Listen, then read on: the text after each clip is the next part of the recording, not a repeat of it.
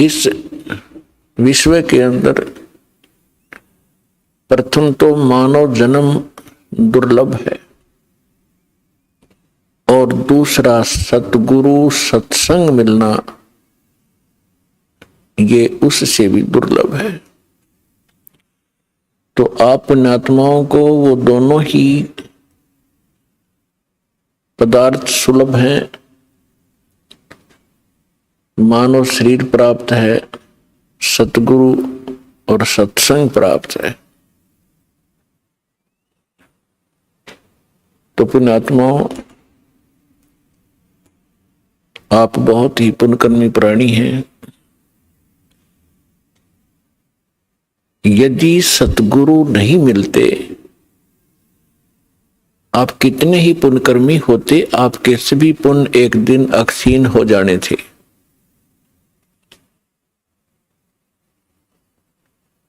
ये पूर्व जन्म के जो पुण्य होते हैं, युगों युगों से किए हुए शुभ कर्मों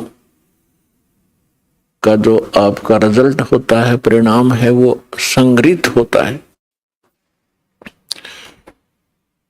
और आगे फिर संग्रह करने के यानी पुण्य कमाने के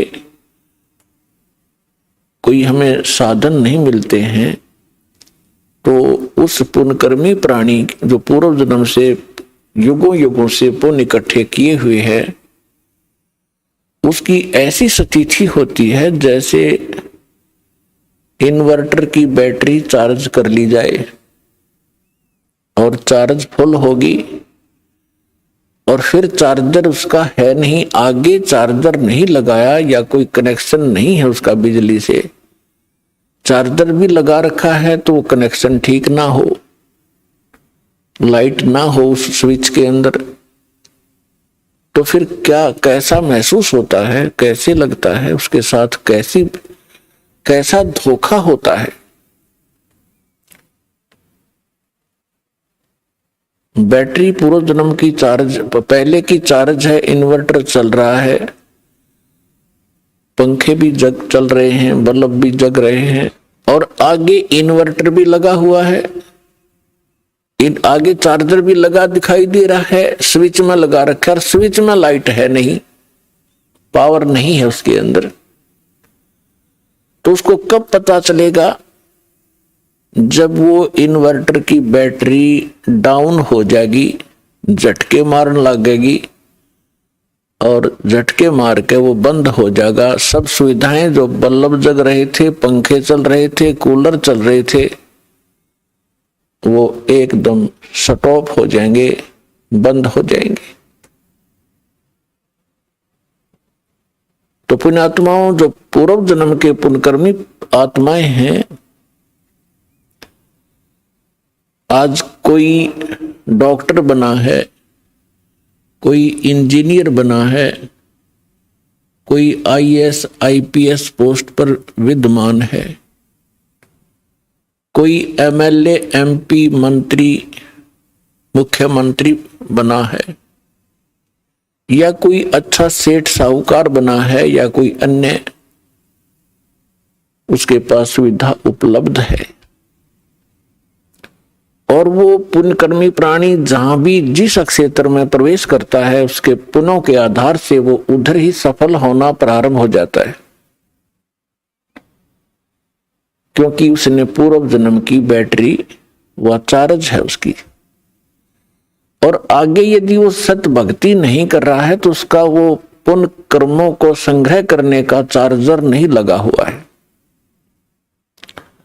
और गलती से वो कोई साधना कर रहा है या कोई संत गुरु बना रखा है, उसके बताए अनुसार जो साधना कर रहा है, तो वो चार्जर ठीक नहीं, उसमें लाइट है नहीं।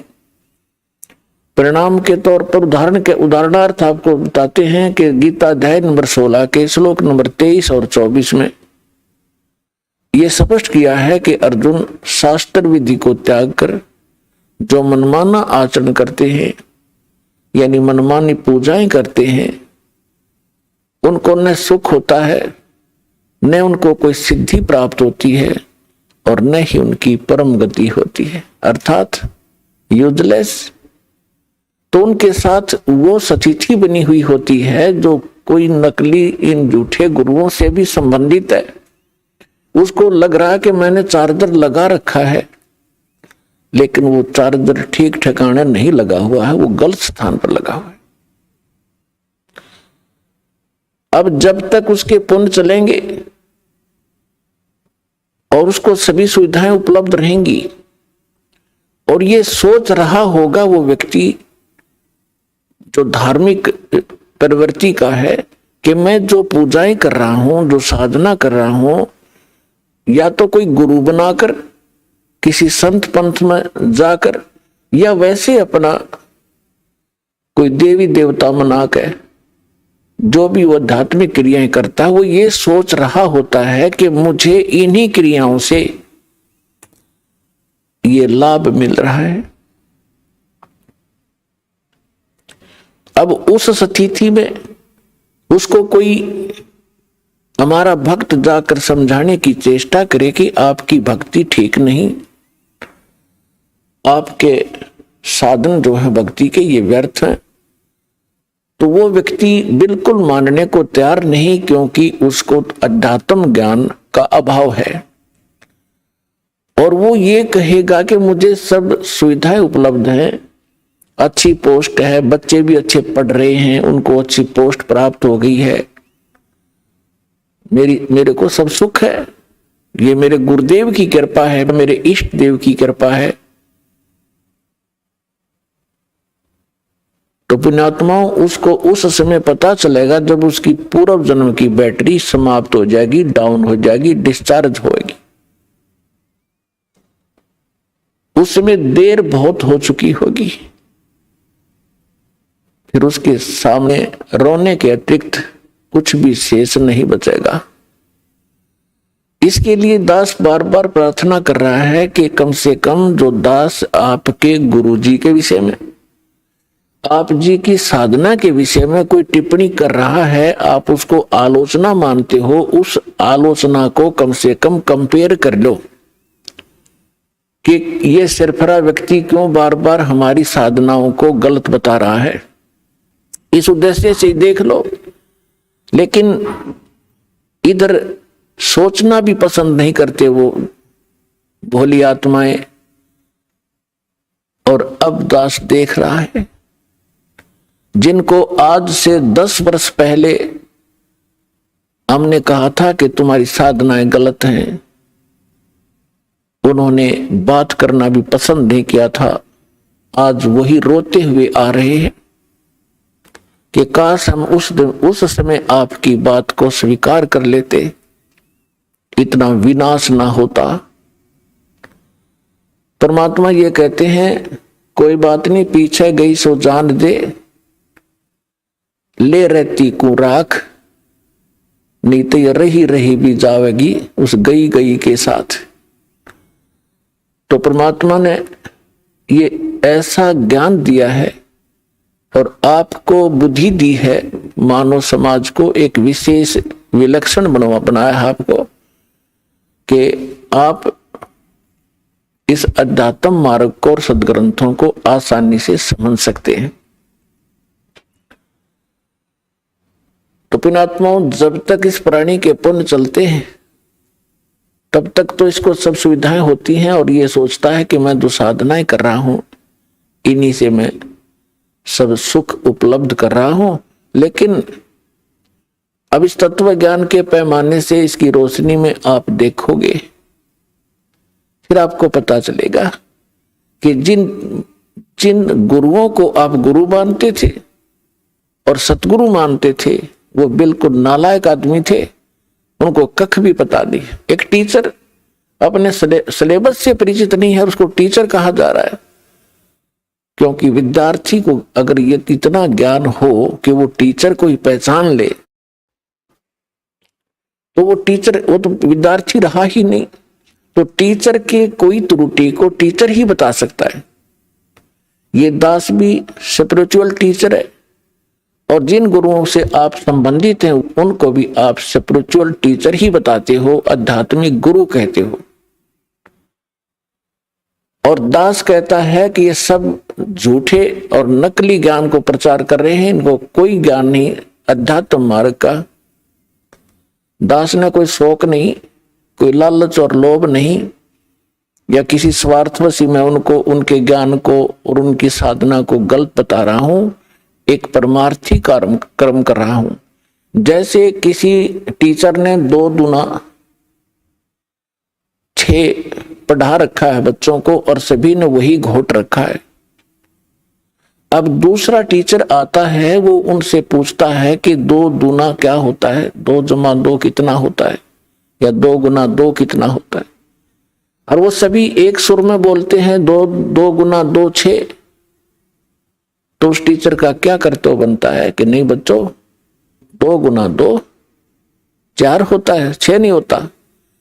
और वो बच्चे भी विरोध करें कि हमारे टीचर की बेइज्जती करते हो, आप उसको आलोचना करते हो, तो इसका समाधान कैसे हो। तो पुण्यात्मा, आज दास के साथ वही बना हुआ है। दास कहता है कि आपके टीचर ठीक नहीं, उनको सिलेबस का ज्ञान नहीं, वो आपके जीवन का नाश कर रहे। और उन गुरुओं से भी दास बार बार प्रार्थना कर रहा है कि कम से कम जो दास आपके विषय में बोल रहा है उसका कम से कम आप उसका कुछ प्रतिक्रिया तो करो कि मैं क्यों गलत बता रहा हूं, या मैं गलत बता रहा हूं तो आप बताओ कि आपने ये गलत बोल रहा है, ऐसा नहीं है। तो इससे बुद्धिमान समाज ने खुद सोचना और समझना पड़ेगा। उनका मौन ही उनकी हार बताती है, उनका अज्ञान सिद्ध करती है। तो बुद्धिमान समाज को समझ लेना चाहिए और इस यथार्थ ज्ञान को शीघ्र ग्रहण करना चाहिए। परमात्मा कहते हैं कि मानुष जन्म दुर्लभ है, ये मिले न बारंबार, तरवर से पत्ता टूट गिरे वो बोर न लगता डर। मानुष जन्म की कितनी कीमत बताई है, एक श्वास की कितनी कीमत है।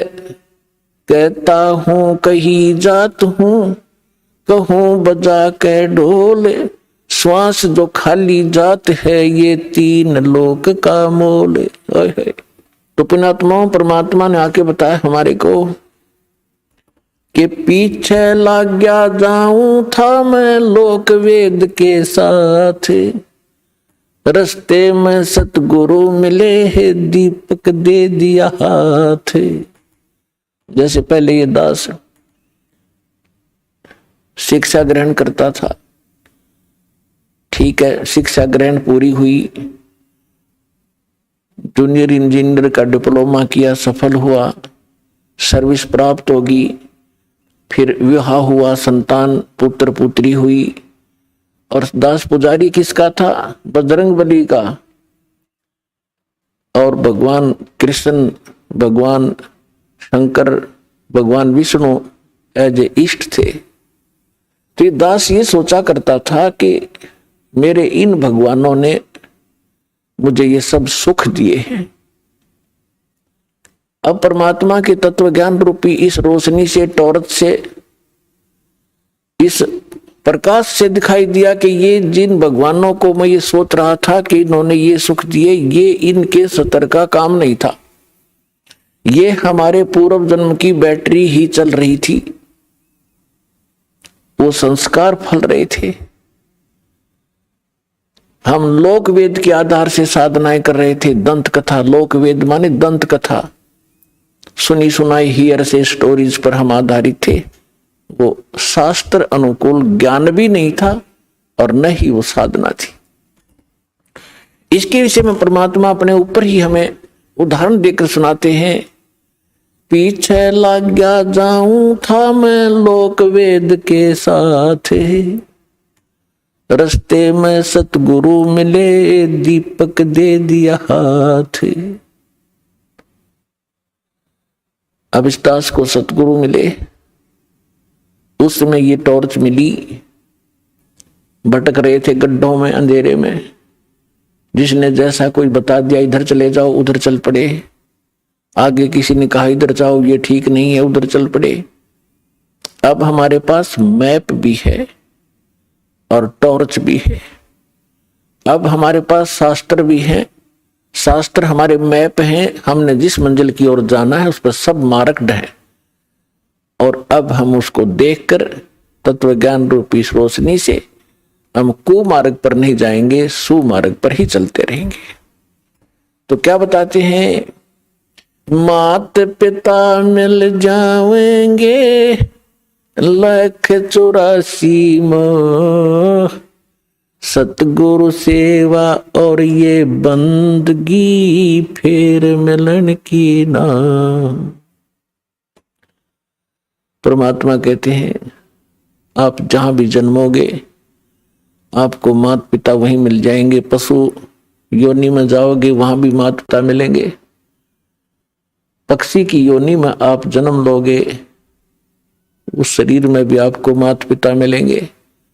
मानव शरीर प्राप्त करोगे वहां भी माता पिता मिल जाएंगे। लेकिन सतगुरु सेवा,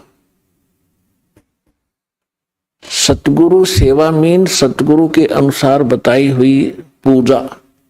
सेवा माने पूजा। और फिर वो भक्ति जो गुरु बतावे, सतगुरु बतावे, कहते फेर मिलन की ना।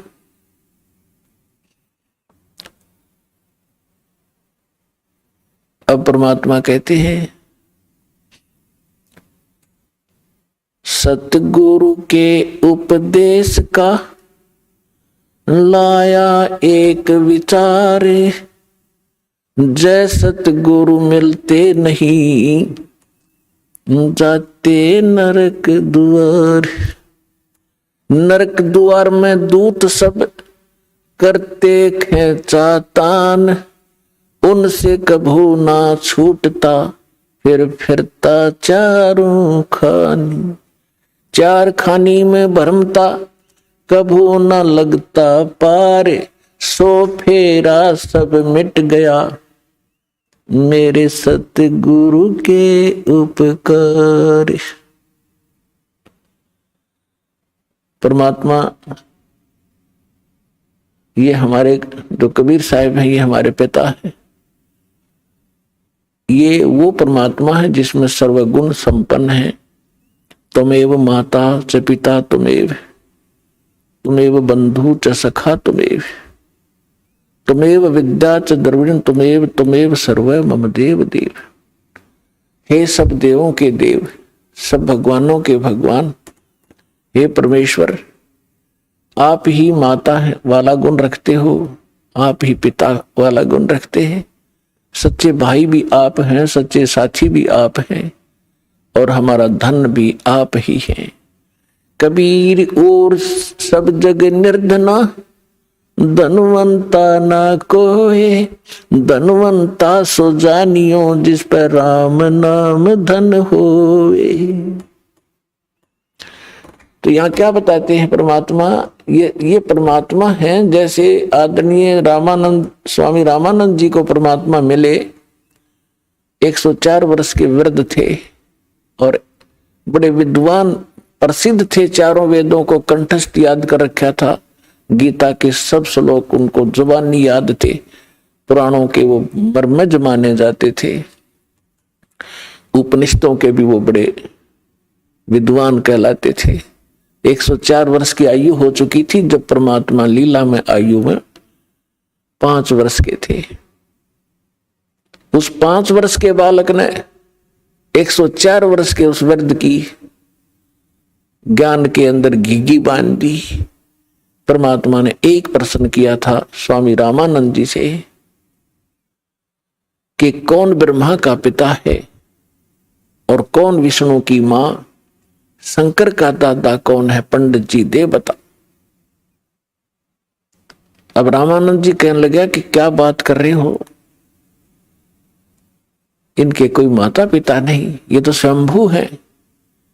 परमात्मा ने कहा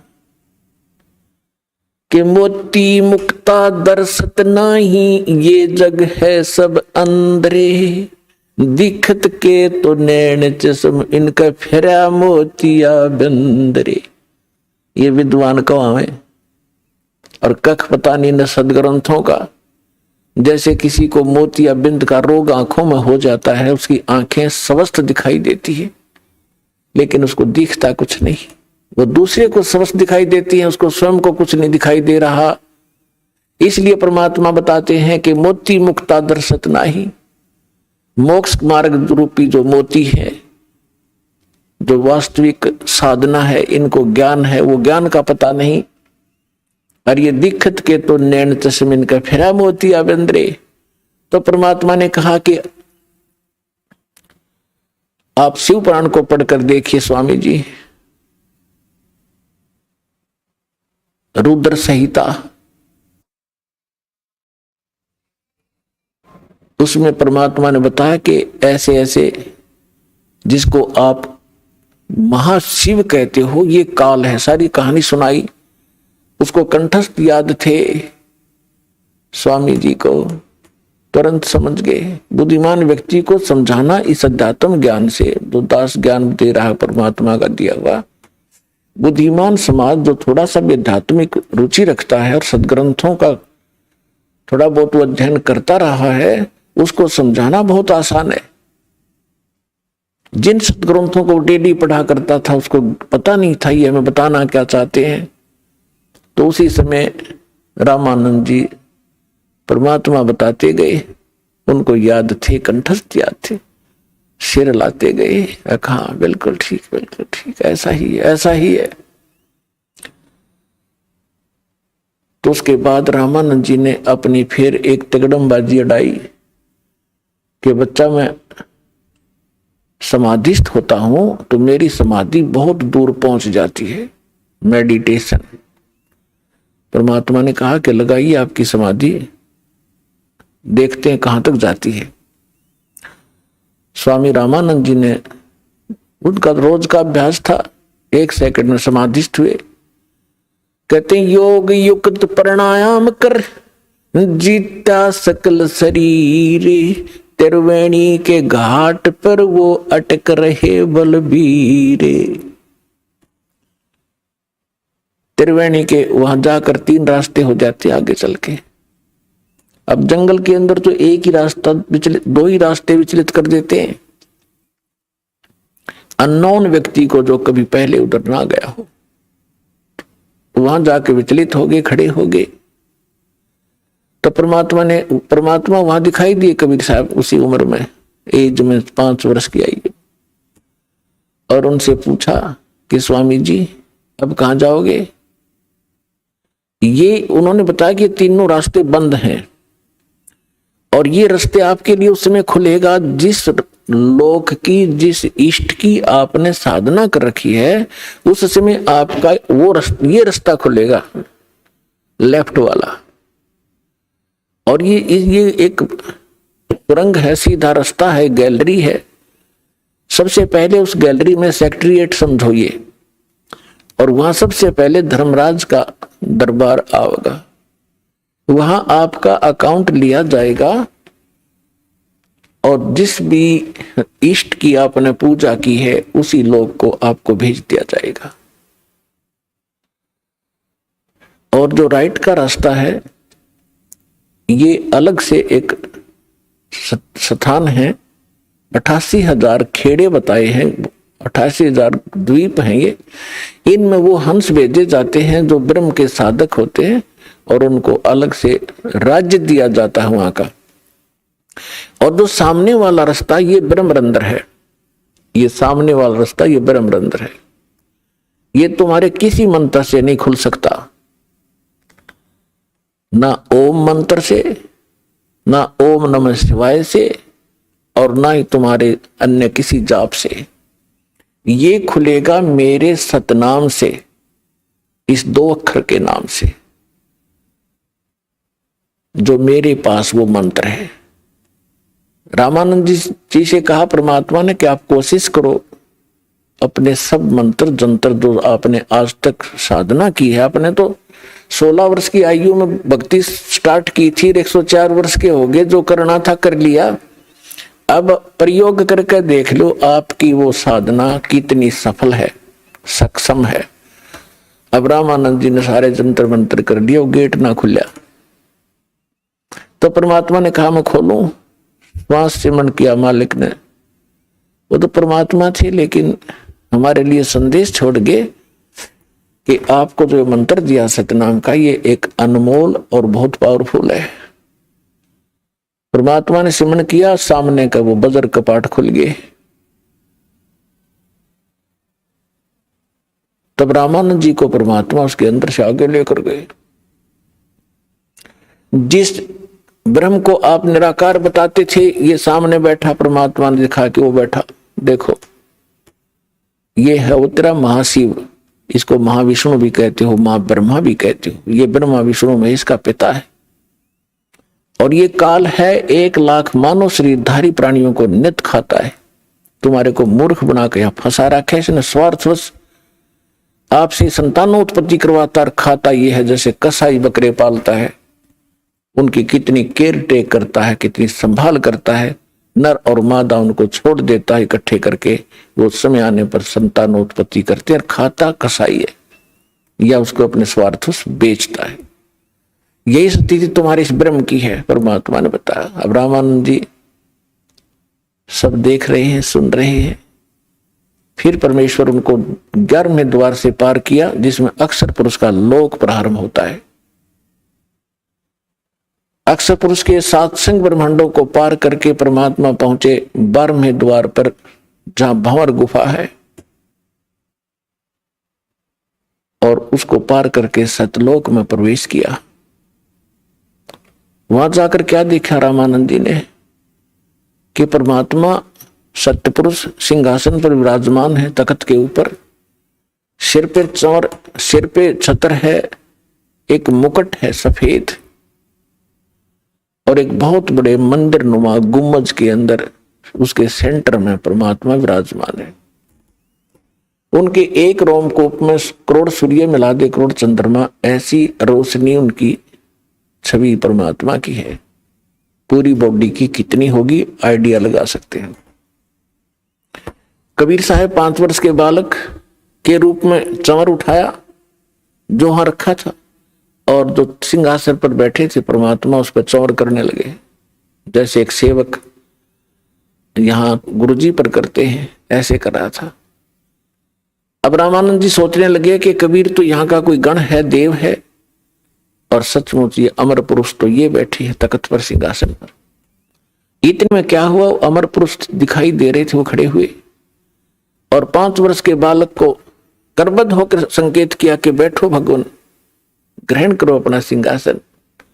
जब कबीर साहब उस सिंहासन के ऊपर उछल कर बैठे और चमर वो परमात्मा करने लगे, उस बालक जो अनंत कोट ब्रह्मांड के सिंहासन पर बच्चे रूप में परमात्मा विराजमान हुए, कबीर जी। अब वो वयोवृद्ध स्वामी रामानंद जी कंफ्यूज हो गया कि भगवान कौन सा फिर इनमें। इतने मोते जो मैं शरीर जो परमात्मा मान रहे थे रामानंद जी, वो 5 वर्ष के बालक में समा गए। अकेले कबीर परमात्मा 5 वर्ष के बालक अनंत कोट ब्रह्मांड के कंट्रोलर के सिंहासन पर विराजमान थे।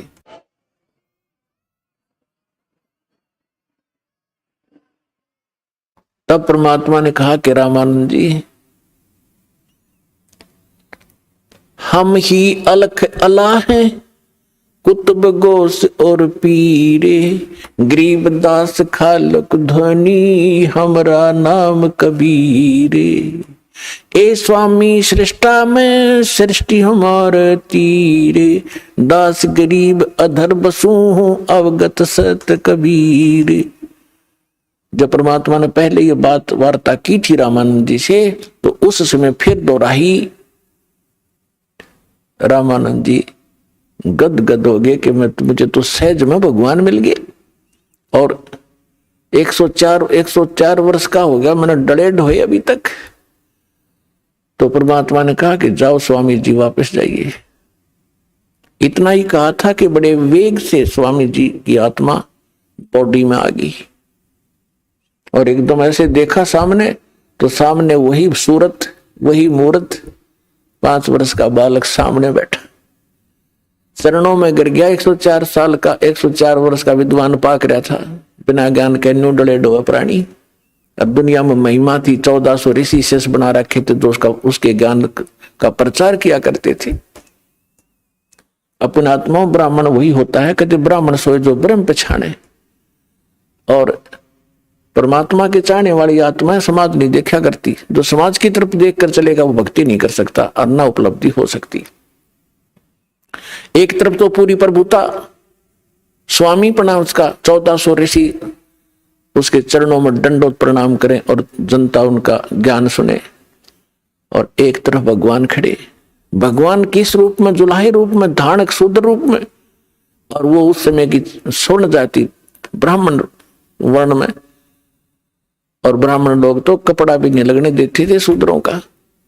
तो इसको विद्वान कहते हैं। कहते हैं वक्त पड़े सौदा करे और कोठे डारे ज्ञान, भाड़ में जाए से नकली ज्ञान ने। और ऐसी महिमा को भगवान जिसके लिए भटक रहे हैं सामने खड़ा, तो ना उसने समाज देखा ना अपनी महिमा देखी और चरणों में गिर गए 104 वर्ष के बालक।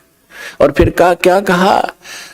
तुम साहेब तुम संत हो, तुम सतगुरु तुम हंस, गरीब दास तेरे रूप बिना और न दूजा अंश। दो ठोड़ है एक तू भया एक से दो, गरीब दास हम कारणे तुम आए हो मगजो। बोलत रामानंद जी सुनो कबीर करतार, गरीब दास सब रूप के तुम ही सर्जनहार।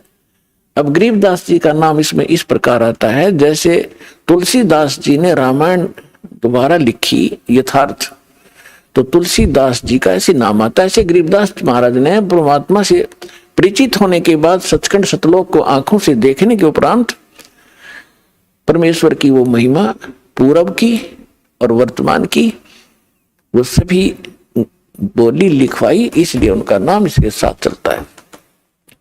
तो दास ये कहना चाह रहा था कि परमात्मा एक अच्छे, रामानंद जी कहते तुम साहेब तुम संत हो, तुम सतगुरु तुम हंस।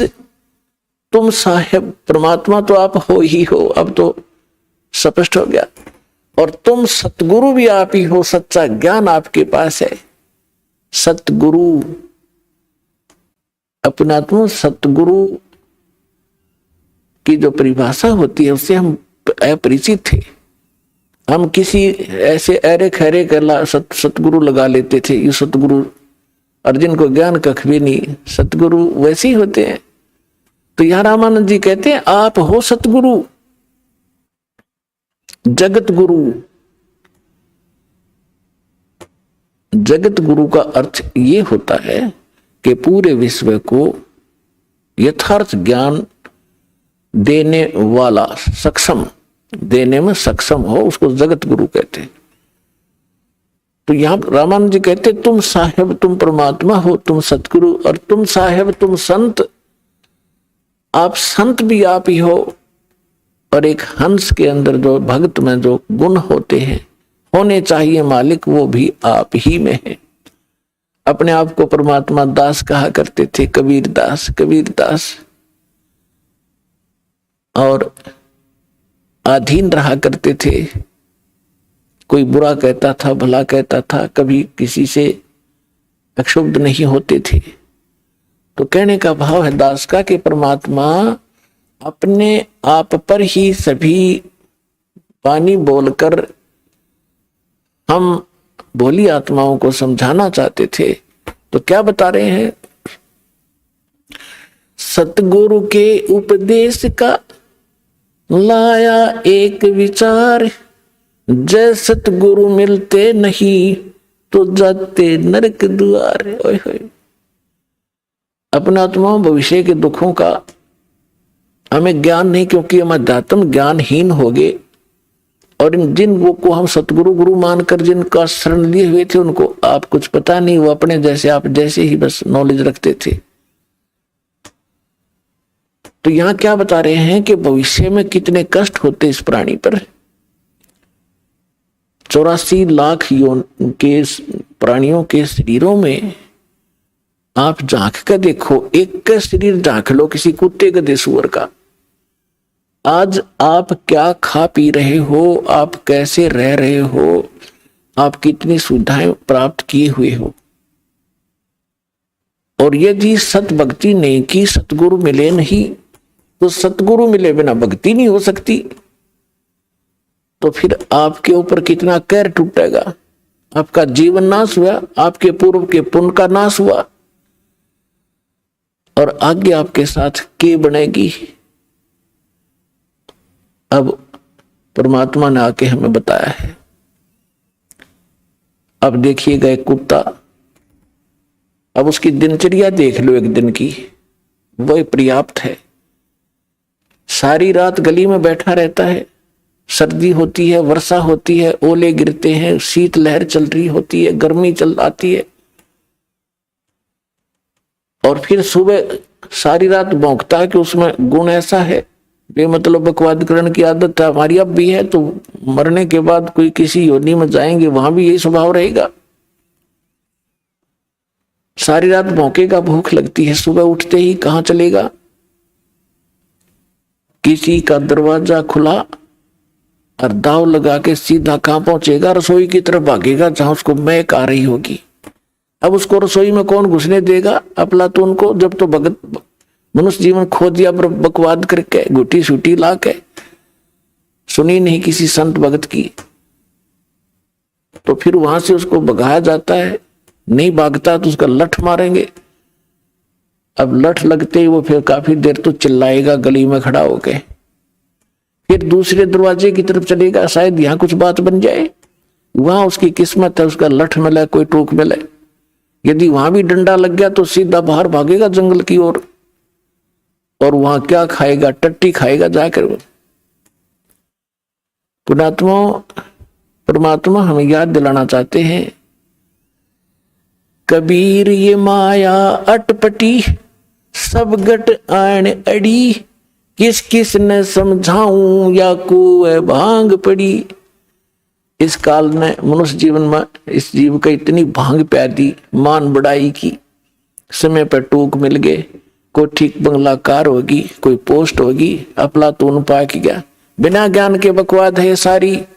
और जिस दिन इस तत्व ज्ञान की रोशनी से वो देखेगा अपने भविष्य के इतिहास को, कलेजा हिल जाएगा मानस जीव का। तो ये ज्ञान सतगुरु बिना नहीं बताया जा सकता, और सतगुरु या तो स्वयं परमात्मा ही होते हैं कबीर साहब, या उनका कृपा पात्र, उनका दास विशेष ही होता है। नहीं तो ये कितने दिन हो गए कबीर पंथ में, लाखों की संख्या में गुरु हैं और करोड़ों की संख्या में अनुयायी हैं, कोई विकार छोड़ रहा नहीं, किसी का कोई भाव ठीक नहीं, आम इंसान से भी सतर गिरा हुआ इन लोगों का। चाहे कोई किसी भी पंथ को देख लो आप, तो भक्तों के लक्षण जारे होते हैं, उनकी क्रियाओं में भी अंतर होता है, उनके स्वभाव में परिवर्तन होता है, वो सतगुरु बिना नहीं होता। तो अब इस दास को भेज दिया भगवान ने, अपना वही सारा अन्वेषण दे के यथार्थ ज्ञान दे दिया, और सिर पर पंजा उस परमात्मा का दास के साथ रहता है। तभी हम सफल हो रहे हैं। एकदम सबके विपरीत ज्ञान, और जिस लाल को हमने रिजेक्ट करके कौड़ी समझकर कूड़े में डाल रखा था, आज उस कौड़ी को जो हम कौड़ी मानते थे वो लाल था, उस लाल को लाल सिद्ध कर रहा है। यानी कबीर को भगवान, भगवान को भगवान सिद्ध करने में इतना कठिनता आ रही है दास को, और जो भगवान नहीं थे उनको हम दंत कथा लोक वेद के आधार से हर्ष स्वीकार किए बैठे थे। तो इतना विरोध, भयंकर विरोध हो रहा है, और उसके बाद हम सफल हो रहे हैं, क्योंकि सत्य के सामने असत्य के पैर नहीं होते, तो ज्यादा समय टिक नहीं सकती। तो परमात्मा ने अपने बच्चों तक इस ज्ञान को पहुंचाना है। पहले उस काल ने अपना जो कहा था कि मैं ऐसे ऐसे करूंगा, उसने सारा कुछ कर लिया। अब परमात्मा ने भी कहा था कि जब कलयुग 5500 वर्ष बीत जाएगा, तब मैं फिर से अपना एक दास भेजूंगा या स्वयं आऊंगा, और फिर तेरे सारे जितने दाव पेच से सब काट दूंगा, कटवा देंगे। जैसे काल ने दाव लगाया था कि पहले मेरे दूत जाएंगे और सबको मिसगाइड कर दूंगा, करवा दूंगा, उल्टे ज्ञान पर आधारित करवा दूंगा, पहले अंश हमारा जाई, पीछे अंश तुम्हारा आई। द्वादश पंथ करूं मैं साजा, नाम तुम्हारा ले करूं आवाजा। द्वादश पंथ नाम जो ले ही, सो हमरे मुख आन समोही। जाओ जोग जीत संसारा, जीवन माने कहा तुम्हारा। जीव तुम्हारा कहा न माने, हमारी ओढ़ हो बाद बखाने। और अनेक पंथ चलाऊं, या विद जीवों को भरमाऊं। तब परमात्मा ने कहा था कि तू कर लेना जो तूने करना है। फिर हमने धर दिया समय, हमने यह ठीक रख दी, जब कलयुग 5500 बीत जाएगा फिर हम आएंगे या अपना कोई दास भेजेंगे। दास भेजा है तो परमात्मा साथ है, तो वो ही समझो साथ ही है, उनकी कृपा से सारा कुछ हो रहा है। तो परमात्मा ने कहा था, मालिक को मालूम था कि जब तक ये काल के दूत इन्होंने जो भी ज्ञान प्रचार करना है, ये उसका ढोल पीट चुके होंगे।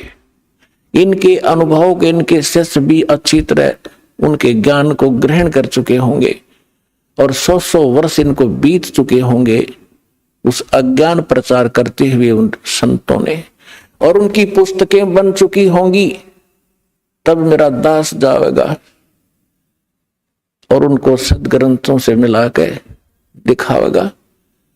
तो परमात्मा के बच्चे दोनों की तुलना को देखकर तुरंत उस नकली को रिजेक्ट करके हमारे पास आ जाएंगे। परमात्मा ने ये दाव पेच रखा था। इसलिए धर्मदास जी से कहा था, धर्मदास मेरी लाख दुहाई, ये मूल ज्ञान अभी कहीं बाहर ना जाए। जो मूल ज्ञान है ये दास बता रहा है। इस दास के अतिरिक्त या उन महापुरुषों को जिनको परमात्मा मिले, ये मूल ज्ञान नहीं दिया, ना ही ये मूल मंत्र दिए। नहीं तो इन नकली पंथों के हाथ ये मूल ज्ञान और ये मूल मंत्र होते लग जाते, तो ये भी यही ज्ञान और यही मंत्र देते रहते, और वो अधिकारी थे नहीं, उससे लाभ होना ही नहीं था। जिस कारण से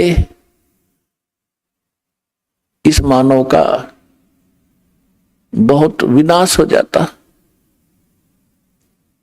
और परमात्मा ने सबसे प्रतिज्ञा करा ली थी, जिसको भी ये मंत्र दिए थे, जैसे आदरणीय धर्मदास साहिब जी को, आदरणीय मुल्कदास साहिब जी को, आदरणीय दादू साहिब जी को, आदरणीय नानक साहिब जी को, आदरणीय गरीबदास साहिब जी गांव छुड़ानी जिला जज्जर वाले को, आदरणीय गीसा दास साहिब जी गांव खेखड़ा, अब जिला बागपुर हो गया, बताओ बागपुर।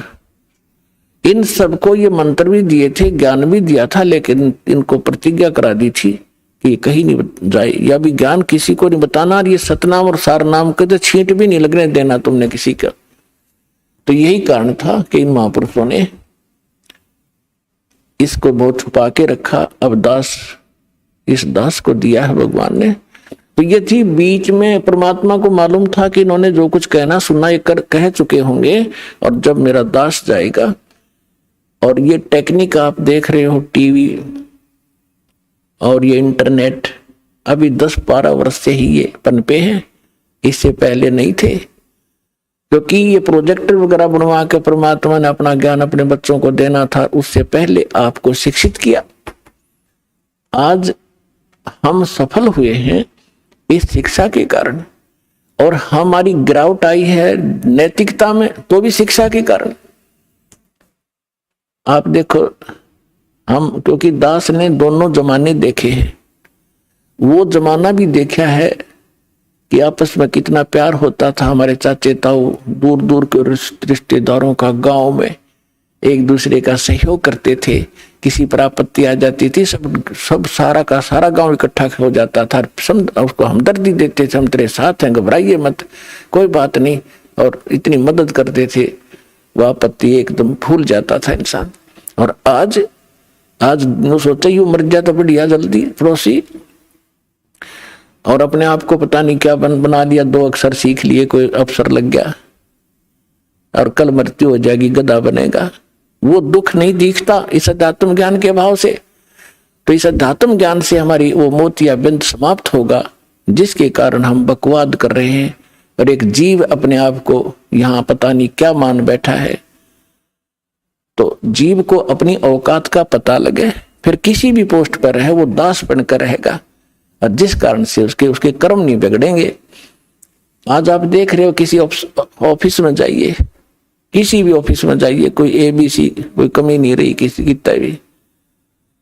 और हमने दास ने उसको भी देखा है, नौकरी करके भी देखा है, वहां के लोगों का व्यवहार विचार भी देखा है। तो वहां की उसको देखकर हम गांव के व्यवहार से तुलना करता था दास उस समय भी, कि देखो यहाँ और वहां में कितना दिन रात का अंतर है, उन लोगों की कैसी वृत्ति है, कैसा व्यवहार है। एक पैसा कमाना अहम है, ना इज्जत करते हैं किसी बड़े छोटे की, बस वो ऐसी बिजली गिर गई। तो कहने का भाव ये है पुण्यात्मा, जब ज्ञान होगा और भक्त बनोगे, आत्मा में डर होगा परमात्मा का, और सामने वाला भी परमात्मा का बच्चा है। और जैसे किसी अफसर के बच्चे को एक नौकर गलत बोल सकता है, उसको गलत व्यवहार कर सकता है, उसको जिसने भांग शराब पी रखी हो वो कर सकता है, लेकिन फिर उसको सजा भी भोगनी पड़ेगी। तो इस प्रकार हमने अकाल की भांग पी रखी है, और हम अपने ही भाई अब इस परमात्मा के बच्चों को सताते हैं छोटे बड़े होकर के। तो इससे आपको डर बनेगा, सच्चाई से परिचित होगे, और चींटी से लेकर हाथी तक, रंग से लेकर राजा तक ये जीव हैं सभी, ब्रह्मा विष्णु महेश तक भी जीव हैं। और कुछ पिछले पनों से थोड़ा सा कोई ऊपर उठा हुआ है तो वो तो ऐसा है जैसे वर्षा के दिनों में चींटियां होती हैं पंखों वाली, और वो पंखों वाली चींटियां उड़ जाती हैं, शेष चींटियां वहीं बैठी होती हैं, वो सोचती हैं तो भगवान बन गई, और पता नहीं कहाँ देवताओं तो मिलकाती होगी।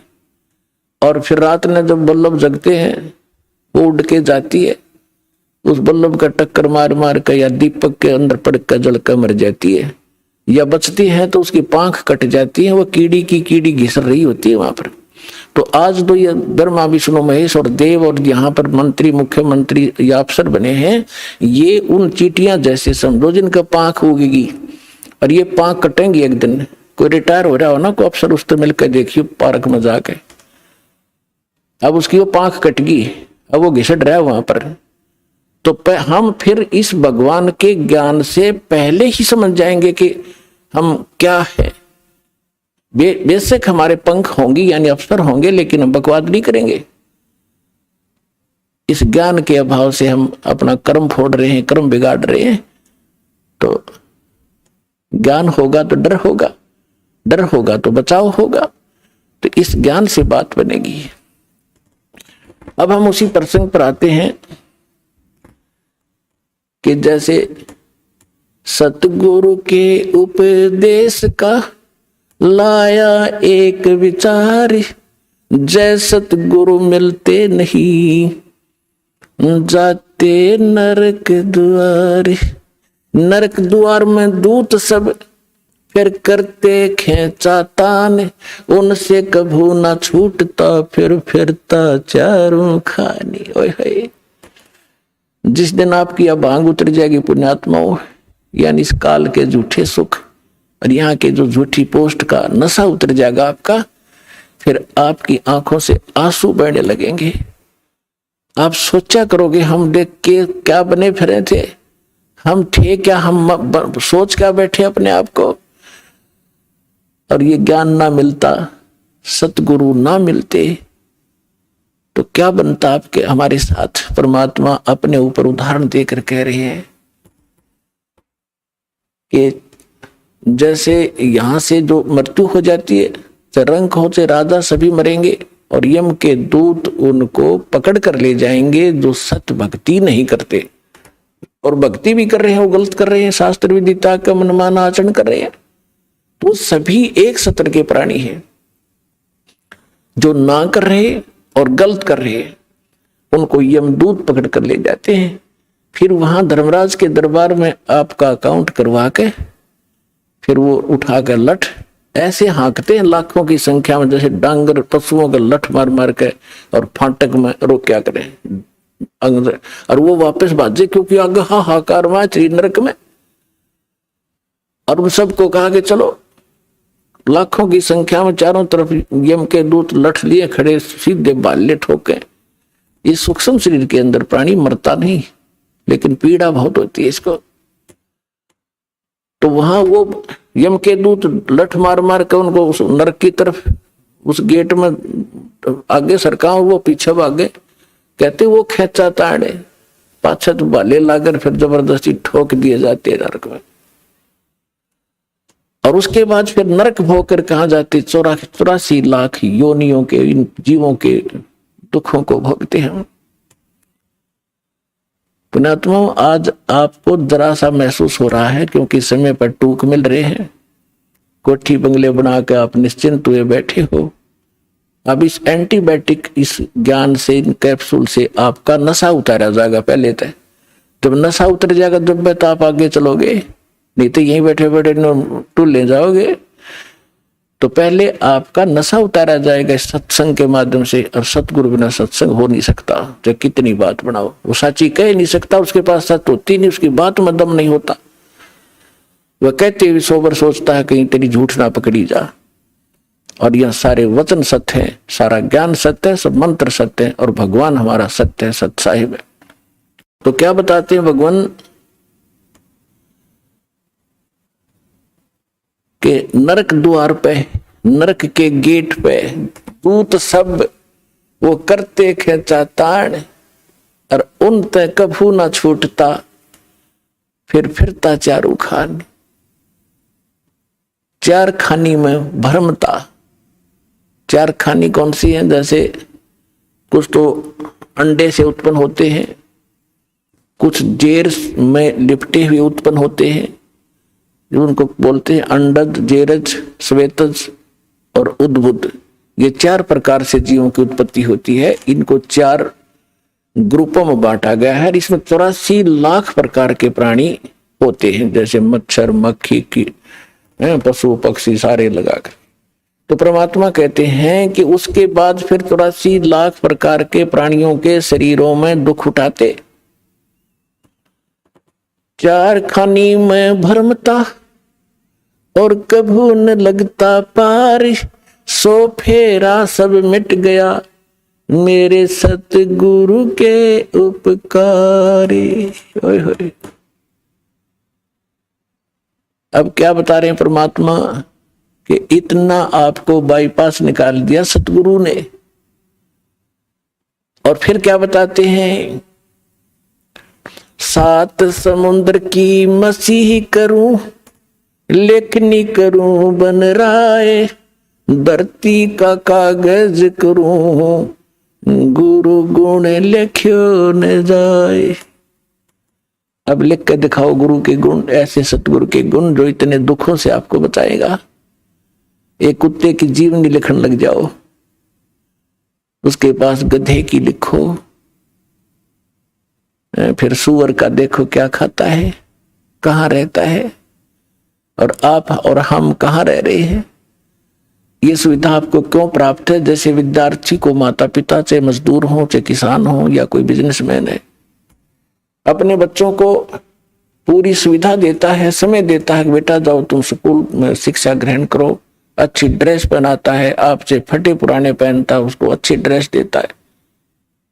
और जो बच्चा उस विद्या काल में शिक्षा समय के अंदर बकवाद करता है, शिक्षा ग्रहण नहीं करता है, आगे जाकर उसको कितना कष्ट होता है। यही स्थिति आज आपकी है।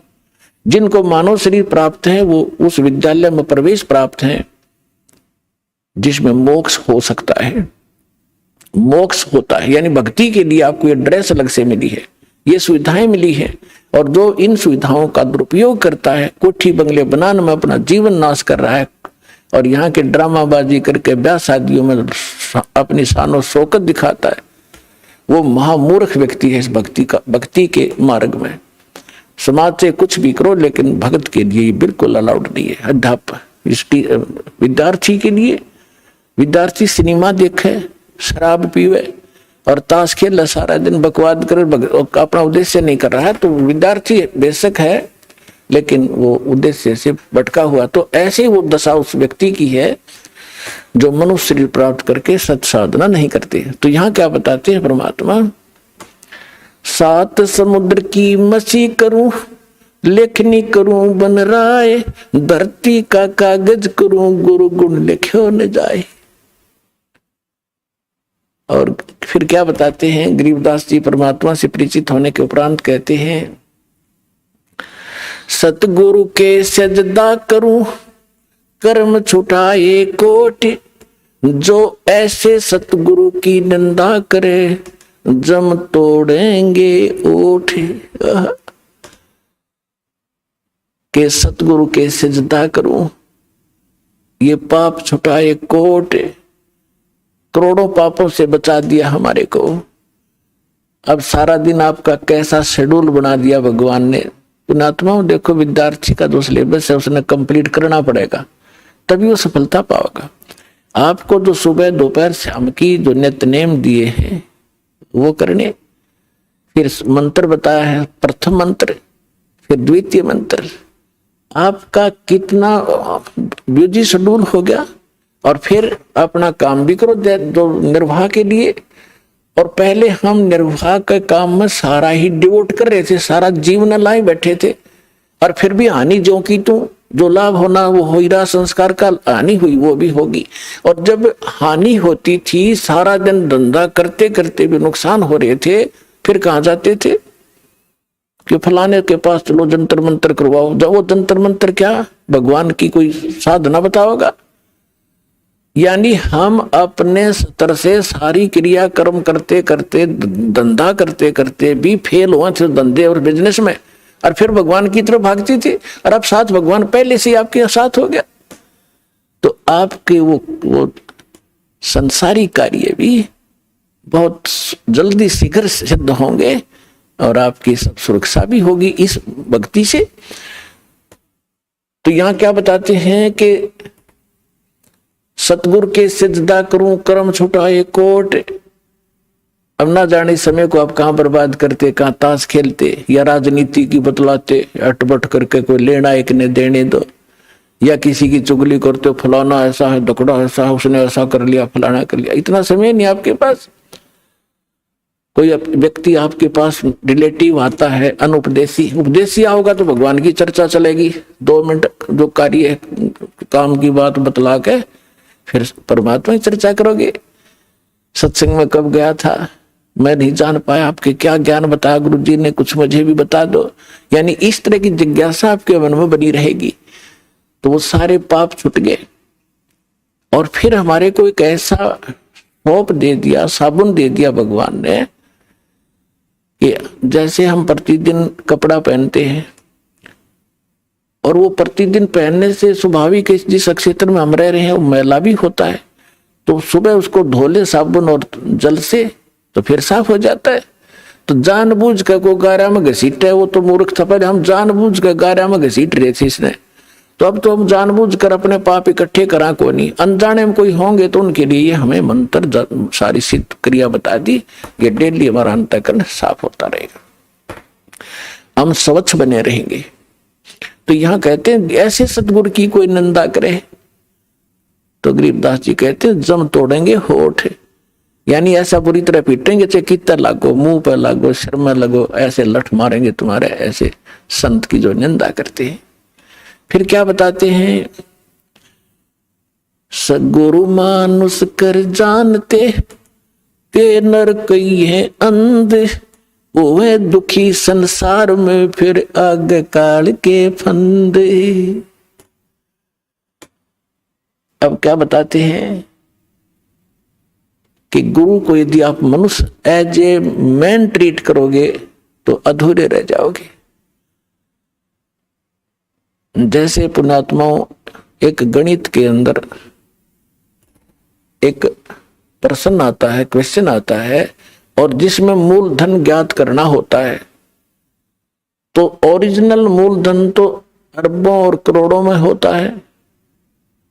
उस अरबों और करोड़ों के मूलधन को प्राप्त करने के लिए सपोज करना पड़ता है कि मान लो मूलधन 100 रुपए। हालांकि वो 100 रुपए मूलधन नहीं होता, लेकिन उसको मानने बिना हम ओरिजिनल मूलधन प्राप्त नहीं कर सकते, अपना प्रश्न हल नहीं हो सकता और हम फेल हो जाएंगे। इसलिए परमात्मा ने बताया है कि मान लो आपके गुरु जी जो हैं ये भगवान है, परमात्मा है। अगर इस दास के स्थान पर परमात्मा आए 600 वर्ष रह के चले गए, हमने उनको भगवान नहीं माना, सुख भी मिले दुख भी दूर हुए, ऐसी अनहोनी घटनाएं टली हमारी, सोच भी नहीं सकते थे। आज भी वही कबीर साहब कर रहा है, दास को तो निमत निमत बना रखा है। पुण्यात्माओं ये सत्कर मान लो। कहते करे करावे साईं मन में लहर उठा, दादू से दर्जीव के वो आप बगल हो जाए। और उस समय तो स्वयं आए हुए थे, इतने सुख दिए और मुर्दे तक जीवित किए, लेकिन इन नकली संतों काल के दूतों ने भगवान को लाल को कौड़ी बताया, भगवान को भगवान नहीं मानने दिया। तो हमने उनको गुरु नहीं माना, जिस कारण से वो छोड़ गए हमारे को। और लेकिन दयालु हैं, आपको चार्ज कर गए इतनी आशीर्वाद दे दे के। और आपको प्रथम मंत्र दिया गया था 5 नाम का, जो बीच बीच के आपके नाम है। अब जो कंप्लीट कोर्स तो अब देना था ये, तो उससे भी आपको इतना लाभ मिल गया कि कुछ संसारिक धंधे आपके ठीक होते रहे, सुख होते रहे काल के, और फिर मनुष्य जीवन अधिक प्राप्त हो गए, जिस कारण से आज आप मनुष्य जीवन प्राप्त करते हुए आ रहे हो। और आपके अंदर कैसे गुण हैं, एक देवता जैसे। एक ये आश्रम है और इसमें परमात्मा के प्रगट दिवस के ऊपर लगभग 70-80 हजार श्रद्धालु आए थे। ऐसे बैठे थे जैसे ऐसे ढंग से सेट रहे, यहाँ पर कोई किसी प्रकार की कोई असुविधा एक दूसरे को नहीं होने दी। आपके अंदर वो गुण मनुष्य वाले आज तक विद्यमान है, क्योंकि आप पहले से मनुष्य जीवन था आपका। और अब भी अगर इस समय पर भी आपको ये सतमार्ग ना मिलता तो आपकी बैटरी अब डिस्चार्ज हो जाती, फाइनल था आपका जीवन, आगे पशु योनि में जाते। तो अब दयालु ने फिर आकर चार्जर लगा दिया, और अब भी चूक गए तो फिर असंग जन्म ठिकाना नहीं आपका, ये सत्कर मान लियो। असंग जन्म जाकर मुश्किल से फिर कभी इसी समय में ये दाव आपका फिर लगेगा।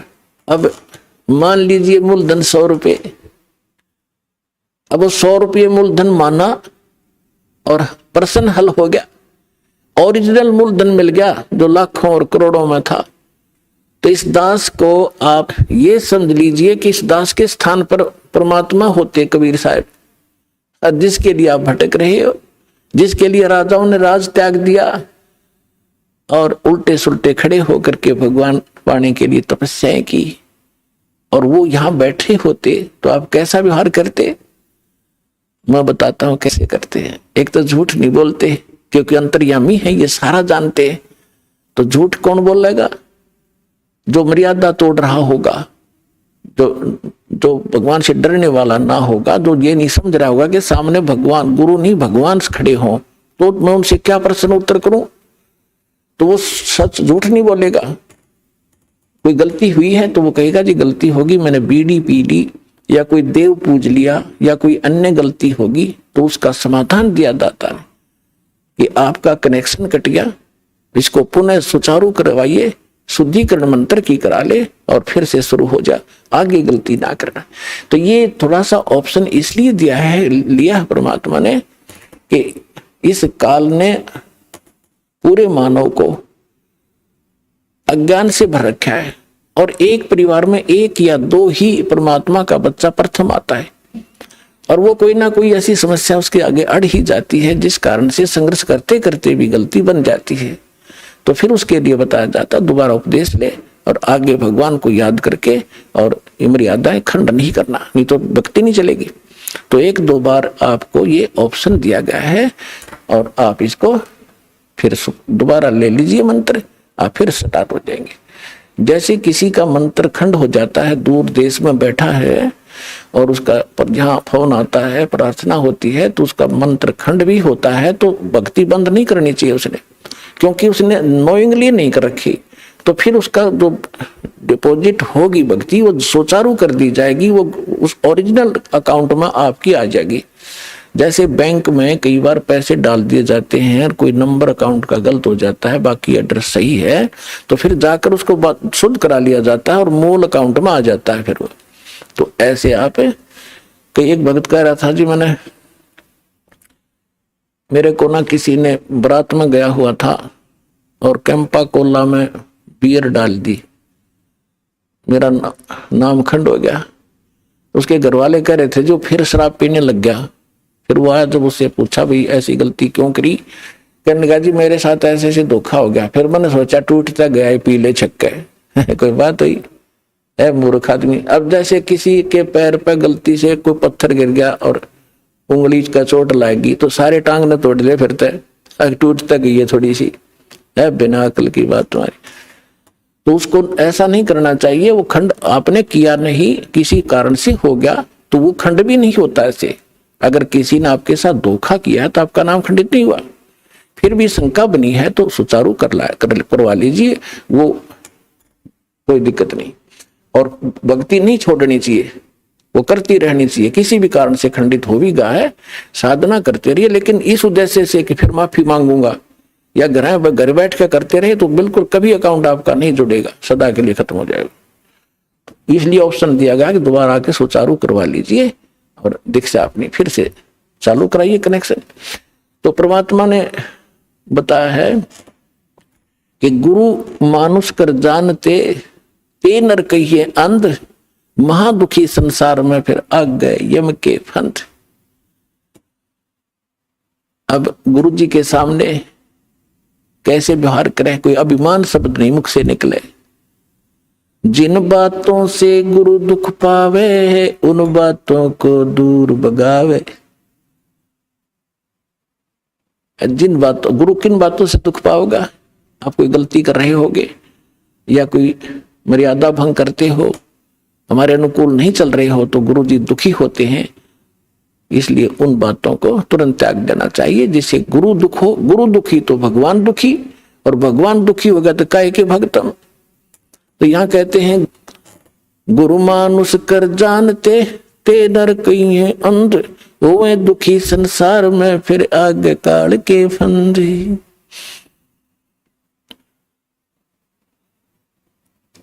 गुरु को पुरुष कर जाने और पूरे गुरु की सेवा ठाने। तो जो प्रसंग चल रहा है कि आप जी ने गुरु जी को परमात्मा मानना चाहिए, गुरु जी को एज ए गॉड ट्रीट करना चाहिए। क्योंकि जब आप यहां से शरीर छोड़कर जाओगे, जैसे आपको कथा सुनाते हैं कई बार कि अजाजिल नाम के एक भगत थे, जैसा उनको गुरु मिला उसने अपने उस साधना की परिणाम यज्ञ ही किया उसने, और वो वहां जाकर उसकी परीक्षा हुई तो फेल हो गया। तो खाक परीक्षा की, खाक उसने साधना की, सामने लड़का खड़ा कर दिया और उसके वचन का है और भगवान कह रहे परिणाम कर, फिर अपनी औकात नहीं भूला वो। तो तुरंत अगर उसमें सच्चे ढंग से की होती तो वहां अकड़ मिलती ही नहीं, उसमें वो अभिमान ही नहीं मिलता, तुरंत कर देता। अपने बालक को, अपने बच्चे को हम कंधे बैठाते हैं, अपने बेटा बेटी को सिर पर बैठा लेते हैं, ऐसे कंधे बैठा कर उसके दोनों पैर पकड़ लेते। तो वहां क्या दिक्कत थी उस मूर्ख को, बिना ज्ञान के ऐसे मार खाता इंसान। तो पुण्यात्मा, जब आप यहां से शरीर छोड़कर चलोगे, ठीक आपकी साधना जो कर रखी है वो जैसे मूल कमल से चलोगे, और मूल कमल से चल के फिर आपका जो सब, क्योंकि मूल कमल फिर स्वाद चक्र, नाभि चक्र, हृदय कमल, कंठ कमल, फिर त्रिकुटी पर पहुंचोगे। तो यहां तक तो आपका अकाउंट क्लियर मिलेगा, लेकिन त्रिकुटी पर जाके वहां आपकी परीक्षा होगी। दास के रूप में परमात्मा मिलेंगे,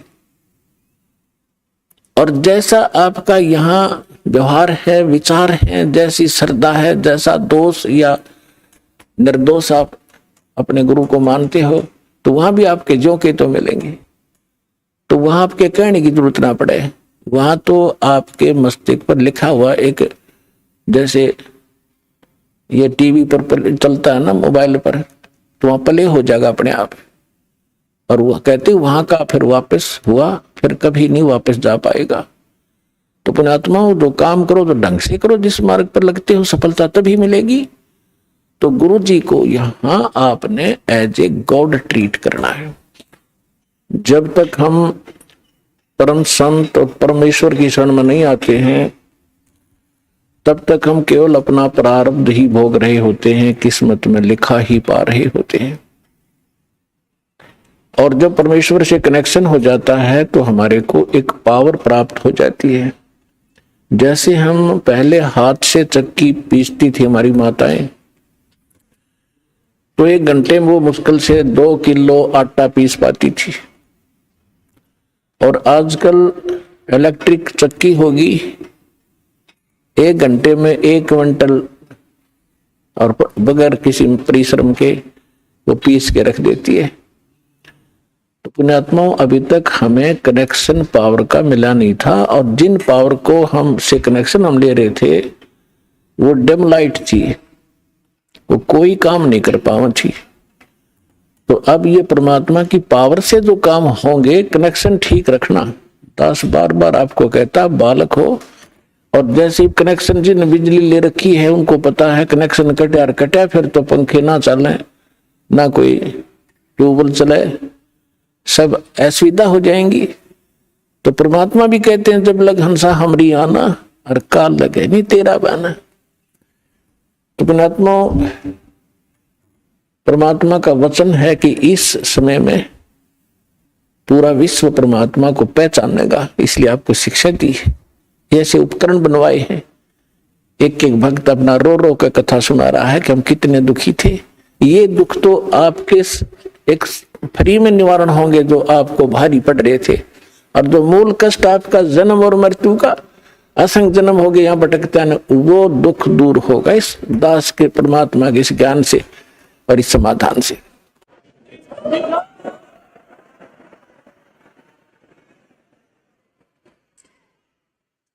कबीर साहब कहते हैं, पर्वत पर्वत में फिरा कारण अपने राम, राम जैसे संत मिले जिन सारे सब काम। आज प्रश्न चल रहा है कि मात पिता मिल जाएंगे 1,84 माही, सतगुरु सेवा और बंदगी भाई फेर मिलन की नहीं। तो परमात्मा अपनी महिमा को अपने ऊपर ही चित्रार्थ करके सुनाते हैं कि पर्वत पर्वत में फिरा कारण अपने राम, राम जैसे संत मिले जिन सारे सब काम। तो उसके लिए कहते हैं,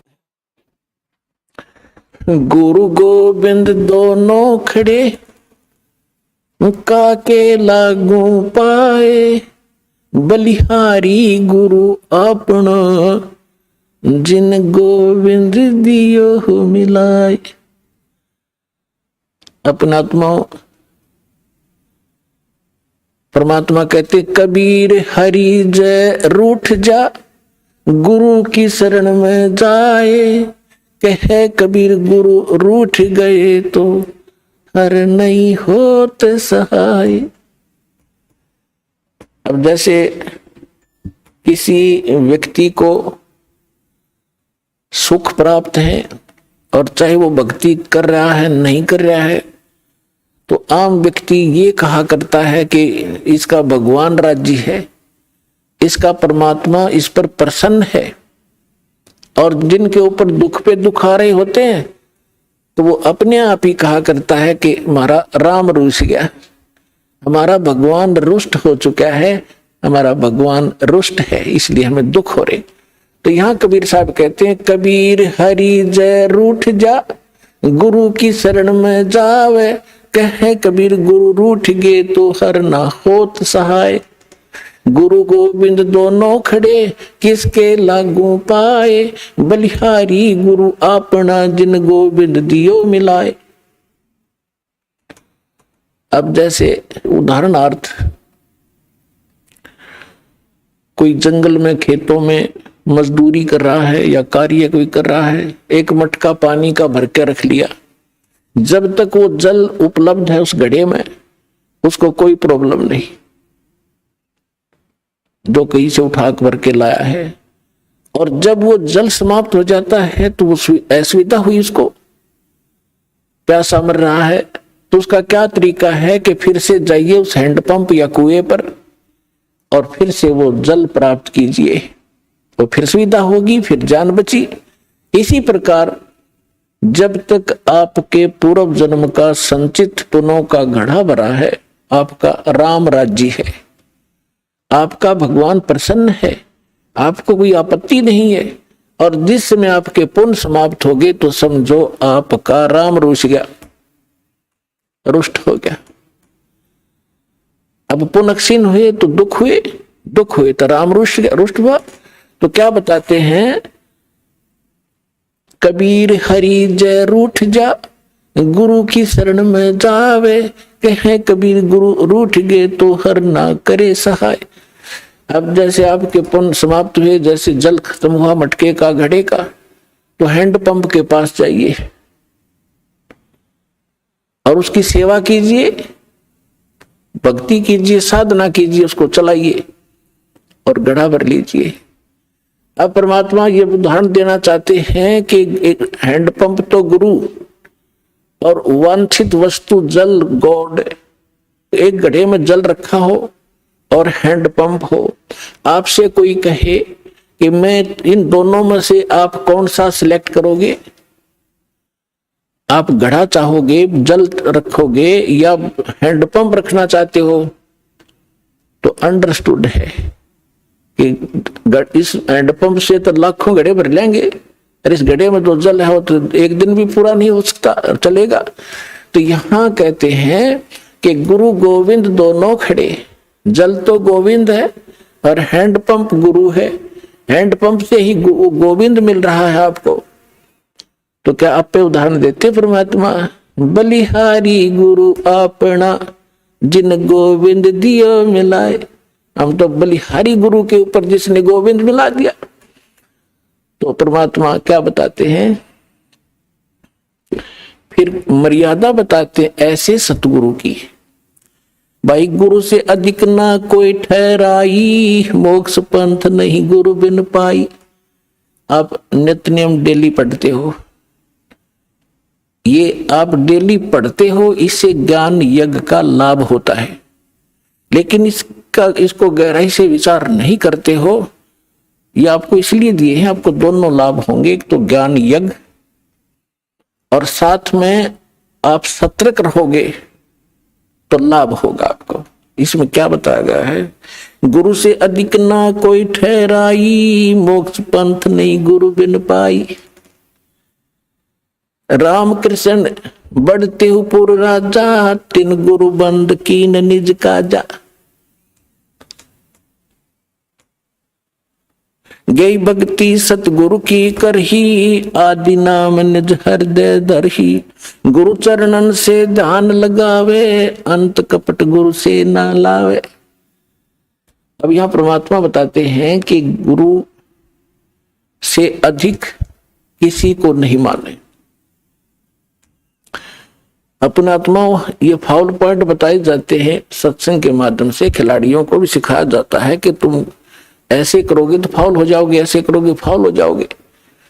तो जो बच्चा खिलाड़ी उन फाउल पॉइंट से डरेगा तो सफल होता है। अब जैसे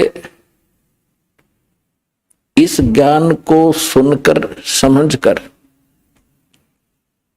क्योंकि आज बहुत इंटेलिजेंट समाज है, मानव समाज, विद्वान है, किसी ने लॉ कर रखा है, किसी ने डॉक्टरी कर रखी है, किसी ने और इंजीनियरिंग कर रखी है, कोई IAS IPS के है, इंटेलिजेंट है, एजुकेटेड है, उनके बोलने के तरीके भी आम जन से अधिक अट्रैक्टिव होते हैं। तो यहाँ इस ज्ञान को समझकर, और कोई कहीं खड़ा होकर कोई ये प्रवचन करता है और फिर कोई ये कहता है कि बहुत अच्छा प्रवचन किया, इसने बड़ा अच्छा ज्ञान दिया, बात वही है तो दास से सुनी हुई है। तो ये कौन कह सकता है ये बातें, जिसने शराब पी रखी हो। गुरु के ज्ञान में और उसके द्वारा बताए गए उस ज्ञान में आप अंतर मान गए कि इसने बहुत बढ़िया बता दिया, तो आपने गुरु से अधिक माना उसको, तो आप फाउल हो जाओगे। एक सीधी सी बात है, किसी के घर चोरी होगी और किसी ने जाके संदेशा दिया कि भाई आपके घर पर चोरी होगी। अगर सामने वाले ने शराब नहीं पी रखी होगी तो तुरंत वो सतर्क होगा और पूछेगा भाई कितना के धन खराब हुआ। तो जैसे ही फिर आगे बताएगा वो बहुत इतना ही पर्याप्त है उसको ये सुनना कि तुम्हारे घर पर चोरी होगी। और उसके साथ 2-3 और शराब पिए पड़े थे, उन्होंने भी सुन ली। वो शराबी कह रहा है आपका चोरी हो गई। तो जिसका चोरी हो रही थी उन्होंने बोला हाँ इसने बहुत बढ़िया सुर में बोला, बहुत अच्छा सुनाया। अरे भले आदमी, ये सुर में सुनाने से, एक सिंपल वे से कहने से वो अच्छा कह रहा है, तो दोनों शराबी है वो। तो कहने का भाव ये है कि जब इंसान होशमा होगा इतना ही पर्याप्त है। तो कहते हैं गुरु से अधिक ना कोई ठहराई, मोक्ष पंथ नहीं गुरु बिन पाई। तो इस प्रकार की बहुत सी बातें हैं। कहते हैं गुरु को तजय बजय जो आना, तापसुआ को फोकट ज्ञाना। आज तक हम यही मार खाते रहे। उदाहरण के तौर पे आपको बहुत बार बताया है, एक कमाल नाम का लड़का था जो परमेश्वर कबीर जी ने मुर्दा जिंदा किया था। 10-12 वर्ष की आयु थी उनकी। फिर अपने साथ रखा। और परमात्मा तो प्रवचन करते हैं, ज्ञान देते हैं सामूहिक रूप से। उस बच्चे ने भी, वो 20-22 वर्ष का हो गया, उसने वो परमात्मा के सुना हुआ ज्ञान सुन लिया और फिर आप सुनाने लग गया। तो हम मार खाते ऐसे आए। तो वो जो श्रद्धालु थे भगत परमात्मा के, वो ज्यादातर उस युवा लड़के की युवा आवाज से प्रभावित होकर उससे अट्रैक्ट हो गए। गुरुदेव को पता चला, बहुत से भगत कहने लगे, वो तो परमात्मा थे, जानते थे कि जी कमाल तो बहुत बढ़िया सत्संग सुनावे है, आपसे भी अच्छी तरह समझाता है। तो यही फेल हो गए वो। गुरु को तजय बजय जो आना, तापसुआ को फोकट ज्ञाना।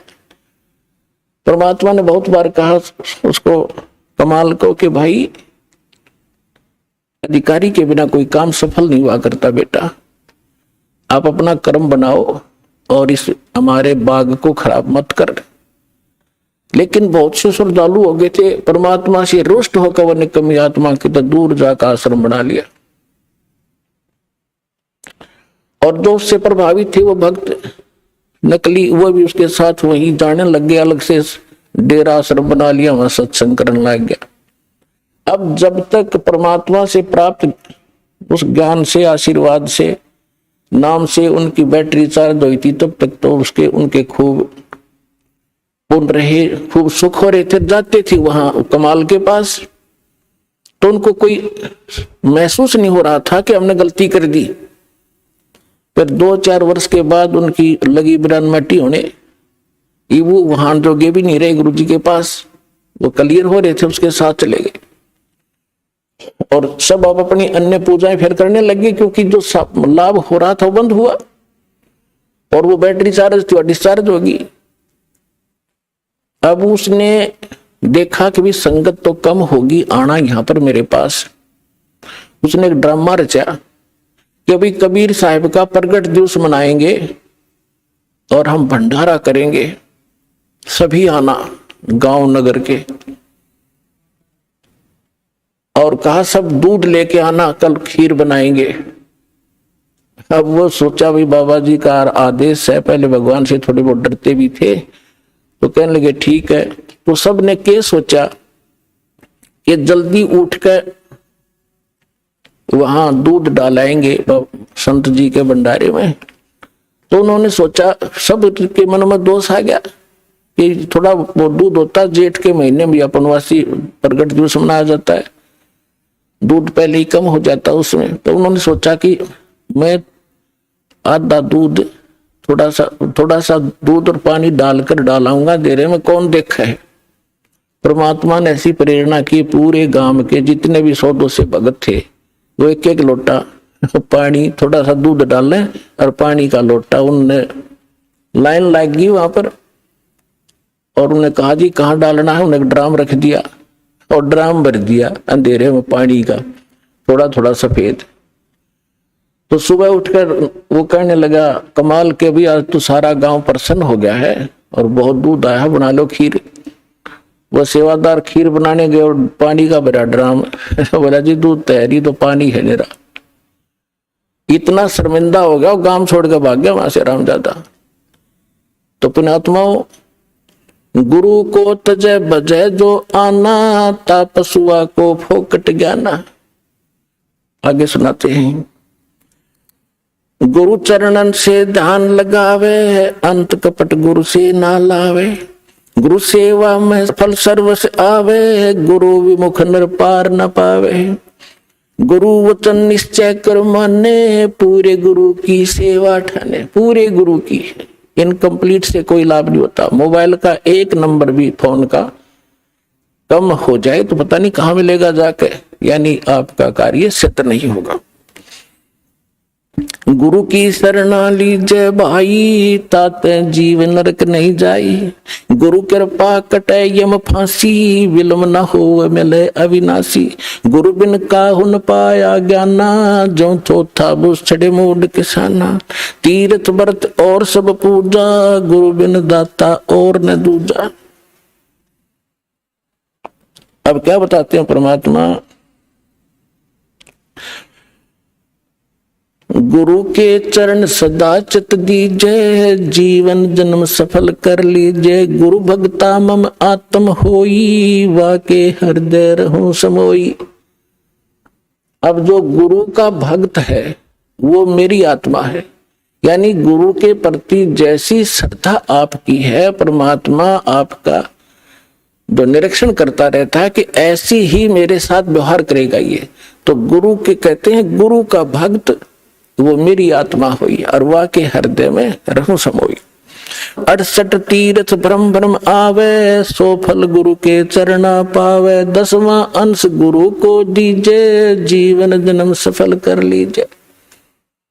अपना आत्माओं, परमात्मा कहते हैं, कबीर साहब की वाणी हम पहले ही पढ़ा करते थे। कबीर चिड़ी चोंच भर ले गई, नदी न घटो नीरे। दान दिए धन घटे नहीं, यूं कह रे साहिब कबीरे।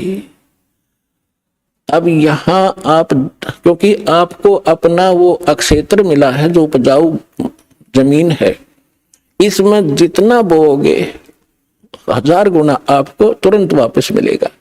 ये कोई भाट भिखारी का आश्रम नहीं, उस समर्थ का दिया हुआ आश्रम है, उसका दिया हुआ ज्ञान है।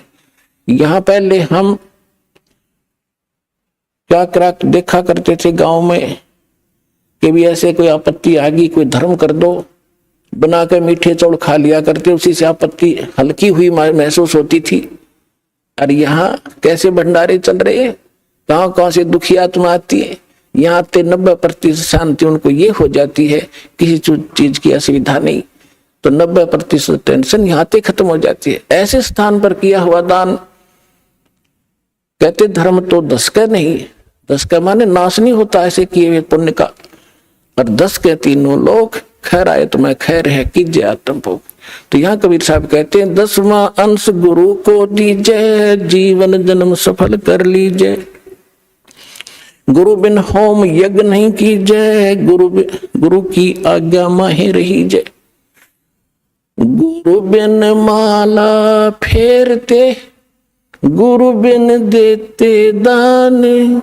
गुरु बिन दोनों निष्फल हैं, चाहे पूछो वेद पुराण। अपनात्मा हम भक्ति अध्यात्म मार्ग से अपरिचित होने के कारण भटक रहे थे। हम पुण्यदान भी करते थे पर प्रतिफल नहीं मिल रहा था। अब गुरु के बिना किया हुआ दान कभी सफल नहीं होगा, ये भगवान का आदेश है। आपको अब गुरु मिले हैं, विश्व में गुरु नहीं, ठीक है, वैसे तो जैसा कर्म करोगे यहाँ का भी दान फल मिलेगा। जैसे किसी ने भंडारे कर दिए, कोई कबूतर को, पक्षियों को दाने डाल दिए, कहीं कंबल बांट दिए, कोई गौशाला धर्मशाला बनवा दी। अब दोनों बात कहते हैं परमात्मा के गुरु के बिना किया हुआ दान आपको कोई लाभ नहीं देगा। फिर ये भी कहते हैं पावेगा अपना किया रे, भोगेगा अपना किया, जैसा करेगा वैसा मिले भीगा।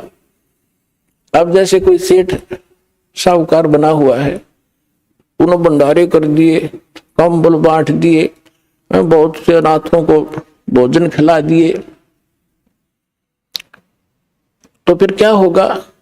गुरु मिला, नहीं मिले तो नकली मिले, तो अगले जन्म में वो ऐसा किया हुआ उसको मिलेगा, क्योंकि फिर वो क्या बनेगा? कुत्ते की योनि में जाएगा, और कुत्ता बनेगा अच्छे कोई ऑफिसर के, किसी सेठ के घर पे, वो किया हुआ मिलेगा उसको। अब उसका ड्राइवर तो होगा मनुष्य, और वो कुत्ता बैठेगा कार में पिछली सीट पे, माल्य गाड़ी पे, और मालिक मनुष्य चला रहा होगा और कुत्ता बैठा पिछली सीट पर, झांकी में खिड़की में देख रहा है ना ठाट से। और अलग से कमरा होगा, उसमें एसी लगा होगा, महीने में 2-3 बार वेटरनरी सर्जन उसको चेक करने के लिए आता। अब उस मूर्ख ने जो दान किया था वो दे तो दिया भगवान ने, पर मिला कुत्ते की योनि में, और आगे के बनेगा, फिर सूर बनेगा, फिर क्या सुविधा पाएगा? तो यह परमात्मा कहते हैं गुरु बिन माला फेरते, गुरु बिन देते दान, गुरु बिन दोनों निष्फल है, जय पूछो वेद पुराण। अब गुरु जी के माध्यम से किया हुआ दान, और गुरु मिल गया तो दान के फिर सारा कुछ ही होगा, वहां तो मोक्ष भी मिलेगा, मंत्र भी मिलेंगे, या तो पार हो जाएगा। पार नहीं हुआ तो मनुष्य जीवन मिलेगा उसको, और मनुष्य जीवन मिलेगा तो परमात्मा भटक ही रहा है, फिर ढूंढेगा आपका। लेकिन प्रार्थना आपसे की जाती है कि इस जन्म को आगे मत बढ़ाना, इसको फाइनल कर दो। कोट जन्म तन भर मत होगे, कुछ ना हाथ लगा रे, कुकर सुकर खरबा बोरे, कौआ हंस बुगारे। कोटि जन्म तू राजा की, ना मिटी न मन की आशा, भिक्षुक होके दर दर घूमा, ये मिला ना निर्गुण रासा। अब ये साधना ना मिलने से आप ऐसे भटक रहे हो। सुखदेव ने 84 भुगती, बना पजावे खरवो, तेरी क्या बुनियाद परानी, तू पेंडा पंथ पकड़वो। सुखदेव जैसे ऋषि इन साधनाओं को करके और फिर 83 लाख योनियों में गधे की योनि को प्राप्त हुए। आपकी क्या बुनियाद है पुण्यात्माओं? आप इस मार्ग को ग्रहण करो जो अब आपको परमात्मा द्वारा दिया गया। गुरु बिन होम यज्ञ नहीं की जय, गुरु की आज्ञा माहे रही जय। गुरु सुर तुरु सुर धैनु समाना, पावे चरण मुक्ति परवाना। अब गुरु जो होगा वो सुर तुरु, जैसे हम सुना करते स्वर्ग में कहते हैं कि कल्प वृक्ष है, देवताओं का वृक्ष, तो यहाँ कहते हैं गुरु, जो गुरु होगा, बाकी नकली तो है ये कख भी नहीं इनके पास। गुरु सुर तुरु यानी देवताओं का वृक्ष, और सुर धेनु जिसको काम धेनु कहते थे, देवताओं की गाय, यानी जो मांगे जब दे दे, उसी समय दूध दे दे तो सब मनोकामना पूर्ण करे। तो कहते हैं गुरु सुर तुरु सुर धेनु समाना, पावे चरण मुक्ति परवाना।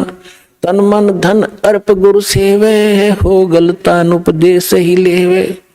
सतगुरु की गति हृदय धारे, और सकल बकवाद निवारे। गुरु जी की गति यानी जो मार्गदर्शन करते हैं, जो स्थिति को बताते हैं भगवान की, उसी को फाइनल करे। किसी अपनी तरफ से जो भरा हुआ गंध है पहले का, उसने छोड़ दे। अब वो अग्रम अग्रम इस मार्ग में नहीं चलेगी, आपको बाधा कर देगी। गुरु के सम्मुख वचन ना कहे, सो ससुरनी गेनी सुख ले। अब आपको बहुत बार सुनाते हैं, जब रामानंद जी से परमात्मा मिले और उसके चेलों की उन्होंने बहुत सी छक्के छुड़ा दिए थे, फिर रामानंद जी के सामने पेश किया गया तो परमात्मा ने उनसे पूछा था, आप कौन हो, आपका क्या नाम है? तो परमात्मा ने कहा था, जात हमारी जगत गुरु और परमेश्वर है पंथ, दास गरीब लिखित पढ़े मेरा नाम कबीर कंठ। फिर कहा था, हम यल खला है कुतुब गोस और पीर, गरीब दास खा लगतनी हमारा नाम कबीर। तब रामानंद ने कहा था कि तू मोमन का पालुआ और तेरा जुल्हे के गर्भास, और इतनी तू बकवास कर रहा है तो तेरी माँ का पता ना कुदात, तू झूठ बकवास कर रहा है। तो भगवान कहता अपने आप को। तो हाथ जोड़ के विनम्र भाव से वो धमका रहे हैं, क्योंकि उन्होंने उनको गुरु धारण कर लिया था और एक अच्छे से इसकी परमात्मा क्वालिटी बता रहे हैं, रिहर्सल करके वो गाली दे रहे हैं, धमका रहे हैं, और वो विनम्र भाव से खड़े हैं कि आप जो कह रहे हो सिर्फ सुधारिए, लेकिन मैं जो कह रहा हूँ गुरुदेव वह भी सच्ची मान लेना कि हम ही अलख अल्लाह है, कुतुब गोस और पीर, गरीबदास खालिक तनी हबरा नाम कबीर। जब परमात्मा ने वहां उसको दिखाया, उस दिन उसको उनको दृढ़ भी हो गया कि सचमुच वास्तविकता ही है। तो यहाँ कहते हैं गुरु के सम्मुख वचन ना कहे, सो शिष रेडी गैणी सुख ले। गुरु से शिष करे चतुराई, सेवाहीन नरक में जाई। यानी जो गुरु के साथ चतुरता दिखाता है, बकवाद घटता है, क्योंकि आप चाहे कितने इंटेलिजेंट हो और कितने आपने बोलने का तरीका हो, इस दास से अधिक आप साधन नहीं हो सकते। ये विचार फाइनल कर लेना, क्योंकि जो ज्ञान आज दास को प्राप्त है, सभी नहीं, एक आधा जो नए नए आते हैं उनमें थोड़ी सी त्रुटि होती है, और दास के जो वचन है ये कॉमन इंजेक्शन है सबके लिए। जिसमें जो त्रुटि होगी वही असर करेगा यो, और बाकी सतर्क होंगे।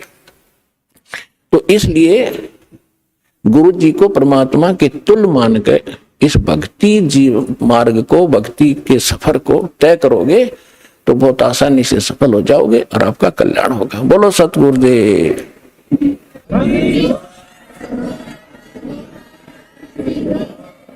आइए अब हम उन श्रद्धालुओं के अनुभव जानते हैं जो जगत गुरु तत्वदर्शी संत रामपाल जी महाराज जी से दीक्षा प्राप्त कर चुके हैं तथा उनके द्वारा बताए गए भक्ति मार्ग पर चल रहे। नमस्कार सर। सत साहिब जी।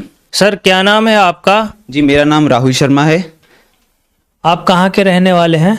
सर मैं जलंधर से आया हूँ, पंजाब से। सर क्या काम करते हैं आप?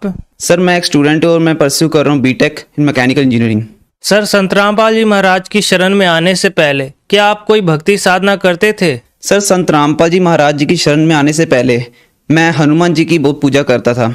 उनका हनुमान चालीसा और बजरंग बाण ये सब मैं करा करता था। और साथ ही मैं शिव मंदिर है हमारे, पहले मैं आदमपुर में रहा करता था, एयरफोर्स स्टेशन। मेरे फादर एक गवर्नमेंट एम्प्लॉई हैं, एयरफोर्स स्टेशन में काम करते, तो वहाँ पर एक शिव मंदिर हुआ करता था। तो वहाँ पर रोज मैं जल अर्पित करता था शिवलिंग पर। और साथ में ब्राह्मण समाज में होने के कारण हवन यज्ञ वगैरह ये सब हमारे घर पे चलते रहते थे। तो ये साधना मैं सर किया करता था।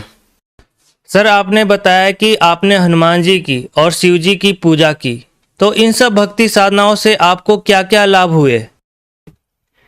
सर इन भक्ति को करने से पहले मैं एक स्टूडेंट होने के नाते मैं इनकी एक भक्ति किया करता था। इस कारण एक स्टूडेंट क्या सोच सकते कि वो उसकी एक पढ़ाई सफल हो, उसकी नौकरी लगे, उसकी पढ़ाई सफल हो। तो मैं इस उद्देश्य से मैं उनकी पूजा किया करता था। और भक्ति मार्ग के बारे में मुझे ज़्यादा पता नहीं था, मैं बस इस कारण से उनकी पूजा किया करता था। जिसके कारण संत रामपाल जी महाराज जी के जब से सत्संग सुनना शुरू किया तो हमें पता लगा कि वो साधना जो हम कर रहे हैं उससे कोई लाभ हमें प्राप्त नहीं होगा, क्योंकि वो बिल्कुल शास्त्र विधि के विरुद्ध साधना थी। जब हमने संत रामपाल जी महाराज जी ने एक वाणी बोली थी हनुमान जी की के लिए, एक वाणी बोली थी, उसमें हनुमान जी का एक नाम आया था। क्या था वो? माई मसाणी सेठ शीतला भैरव भूत हनुमंत, परमात्मा उनसे दूर है जो इनको पूजंत।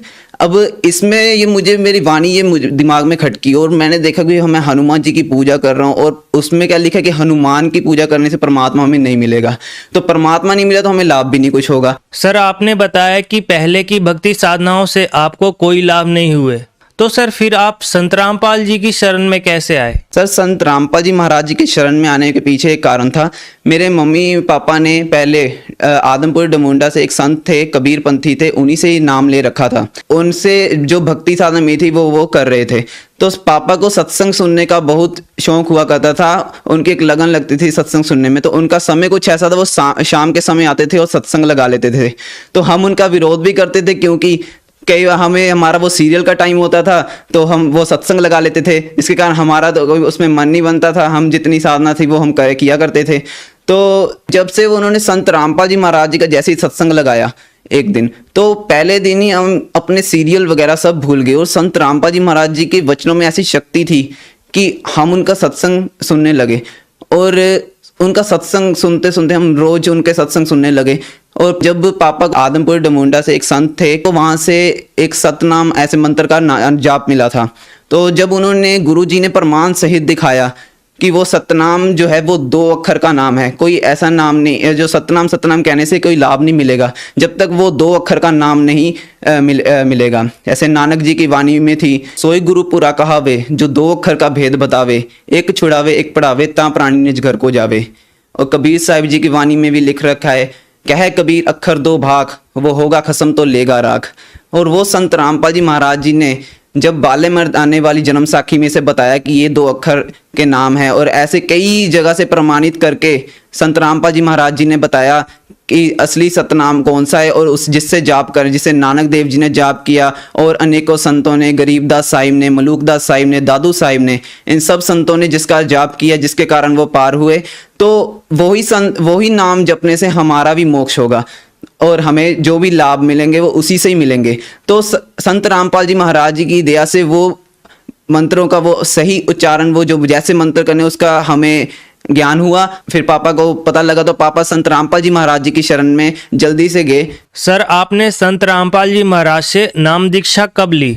सर, मैंने 2014 में नाम दीक्षा ली थी, 20 अप्रैल। सर, संत रामपाल जी महाराज से नाम दीक्षा लेने के बाद क्या आपको कोई लाभ प्राप्त हुए? सर, मुझे संत रामपाल जी महाराज जी की शरण में आने से बहुत लाभ मिले। ऐसे खोजत एक वाणी थी, खोजत खोजत मैं फिरा कारण अपने राम, वो राम जैसे संत मिले जिन तारे सब काम। अब वो मुझे संत रामपाल जी महाराज जी सदगुरु वो मिले जिन्होंने मेरे ये काज सवारे। संत रामपाल जी महाराज जी जैसा कहते हैं कि उनकी शरण में आने से, वो कबीर परमात्मा की शरण में आने से भी लाभ मिलेगा। अन्य किसी परमात्मा से हम मांगेंगे तो हमें जितना हमने पूर्व जन्म में किया है वही हमें मिल पाएगा। संत रामपाल जी महाराज जी की शरण में आने से मेरे परिवार में भी काफ़ी सुख मिला, जिससे हमारे पहले बहुत लड़ाई कलेश हुआ करता था, पारिवारिक झगड़े हुआ करते थे, रिश्तेदारों से झगड़े हुआ करते थे। संत रामपाल जी महाराज जी की शरण में आने से वो सब ठीक हुआ। और मुझे सबसे बड़ी टेंशन एक जॉब की होती थी, क्योंकि मैं बीटेक कर रहा हूँ मैकेनिकल इंजीनियरिंग में, तो मुझे एक जॉब की होती थी तो कि मुझे जॉब मिलेगी कि नहीं मिलेगी। तो संत रामपाल जी महाराज जी की दया से मुझे जॉब मिली एक MNC कंपनी में, और मैं काफ़ी शुक्रगुजार हूँ। और मेरा एक एक्सीडेंट हुआ था, तो एक्सीडेंट में क्या, वो एक पठानकोट मैं अपने ट्रेनिंग पर जा रहा था, central institute hand tool Maqsooda पे, और एक्टिवा पे मैं लगभग 60-70 की स्पीड पे था, और अचानक एक टेम्पू साइड से आया और कट कर गया और मेरे हैंडल पे लगा, जिसके कारण मैं गिर गया। तो उस समय मुझे ऐसा लगा कि अब मेरी जान चली जाएगी। तो ऐसा लगा मेरे जैसे ज़मीन पर गिरा, तो मुझे लगा नहीं कि मैं ज़मीन पर गिरा, ऐसा लगा जैसे मैं फूलों पर गिर रहा हूँ। और संत रामपाल जी महाराज जी की दया से उस टाइम मुझे बहुत कम चोटें आई, और इवन वो सड़क लगातार चलती है। मेरी मम्मी को BP हाई होता था, उनका 200 से कभी कम नहीं आता था, जो कि अब संत रामपाल जी महाराज जी की जब से तारीखें लगानी शुरू की है तो उनके घुटनों में भी काफ़ी फ़र्क है, और BP भी उनका ठीक है। मेरी सिस्टर की एक मैरिज हुई, तो सिस्टर की मैरिज बिल्कुल सही तरीके से एक रमैनी के साथ हुई, जिसमें बिल्कुल दहेज की जिसमें बिल्कुल दहेज नहीं लिया गया। सबसे बड़ी टेंशन में यही होती थी कि पता नहीं किससे शादी होगी, कितना दहेज देना पड़ेगा, तो पापा बिल्कुल चिंता में रहा करते थे। जो सिस्टर की शादी होने के बाद हमारी बिल्कुल टेंशन खत्म हो गई। संत रामपाल जी महाराज जी ने इतनी अच्छी एक मुहिम अपनाई है, जिससे दहेज रहित शादियां और ये शराब नशे से दूर रहना, ऐसे जो सरकार नहीं आज तक लागू कर पाई, वो संत रामपाल जी महाराज जी के शिष्य अपना रहे हैं। और कोई भी आज संत रामपाल जी महाराज जी का शिष्य कोई ना दहेज लेता है, ना देता है, ना कोई शराब मदिरा मांस ये सब को छूता है, ना उन्हें खाता है। अगर मैं संत रामपाल जी महाराज जी के शरण में ना होता तो शायद आज नशे में मैं भी पड़ा होता, क्योंकि मेरे पीयर सर्कल ऐसा है कि वो नशे करते हैं, और कई बार मुझे भी ऑफर करते हैं, तो मैं उसे बिल्कुल मना करता हूँ। इवन उन्हें समझाता हूँ कि भाई ये बिल्कुल हानिकारक भी है सेहत के लिए, और भक्ति मार्ग से भी ये बिल्कुल सही नहीं है। सर, लोगों का कहना है कि भक्ति बुढ़ापे में करनी चाहिए, लेकिन आप इतनी छोटी उम्र में भक्ति पे लग गए, आपका क्या कहना है? जी ये बात सही है, क्योंकि लोग कहते हैं कि भक्ति बुढ़ापे में करनी चाहिए। तो जैसे मैंने आपको बताया कि मेरा एक्सीडेंट हुआ था, तो अगर मैं उस एक्सीडेंट में अगर मेरी वो मौत होती, तो अगर मैं उस समय जीवित ना रहता, मैं बुढ़ापे तक क्या पता पहुंच ही ना पाता, तो मैं क्या भक्ति करता। तो ये बिल्कुल कहना गलत है कि बुढ़ापे में ही भक्ति होती है। भक्ति जो है वेदों में भी लिखा है कि वो 3 साल से शुरू हो जाती है। अगर हमें कोई फायदा हो रहा है तो कोई ये नहीं देखेगा कि मैं बुढ़ापे तक जाऊंगा और मैं तब भक्ति लूंगा। जब हमें अपने फायदे की चीज लग रही है तो ऑब्वियसली हम उसे ग्रहण करेंगे। सर, जन समुदाय को आप क्या संदेश देना चाहेंगे? संत रामपाल जी महाराज जी की शरण में आए और अपना कल्याण कराएं, क्योंकि मानस जन्म ही ये दुर्लभ है जो मिले ना बारंबार। जैसे तरुवर से पत्ता टूट गिरे तो बहुर ना लागे डार, कि एक जब अगर मानुष जन्म नहीं रहा तो आपको कुछ करने का फायदा नहीं, क्योंकि मानुष जन्म हमें बड़ी मुश्किल से मिलता है। 84 लाख की यूनियां भुगत कर फिर जाके एक मानुष जन्म मिलता है, जिसमें जाकर हमें केवल भक्ति करनी चाहिए, क्योंकि जो काम हम कर रहे हैं ये तो सभी जानवर जीव जंतु भी कर रहे हैं। परिवार को पालना, उनको बच्चे वगैरह पालना, जो भी सब कुछ करना है ये सब दूसरे जीव भी कर रहे हैं। तो हमारा मानुष जन्म क्यों हुआ, क्यों हम सबसे डिफरेंट है, क्यों हमें माइंड दिया। आप सभी से प्रार्थना है, कर जोड़कर ये प्रार्थना है कि जल्दी से आए, संत रामपाल जी महाराज जी के सत्संग सुने, उन्हें अपने वेदों शास्त्रों से मिलाएं और देखें कि क्या वो सच बता रहे हैं कि नहीं। संत रामपाल जी महाराज जी की ज्ञान गंगा पुस्तक है, उसे पढ़े। जीने की राह पुस्तक है, उसे पढ़ें और देखें कि भक्ति मार्ग असली क्या है, और जल्दी से आएं और अपना कल्याण कराएं। सर, अगर कोई संत रामपाल जी महाराज से नाम दीक्षा लेना चाहे तो कैसे ले सकता है? जी, बहुत सारे चैनलों पर और अनेकों चैनलों पर संत रामपाल जी महाराज जी का सत्संग आता है। आप उसमें से देखकर नीचे पीली पट्टी दी हुई है, उसमें आप नंबर को मिलाकर ज्ञान गंगा पुस्तक मंगवा सकते हैं और उनसे बात करके आप संत रामपाल जी महाराज जी के नामदान केंद्र पर जाकर नाम दीक्षा भी ले सकते हैं और अपना कल्याण करवा सकते हैं। धन्यवाद सर। Ji, thank you.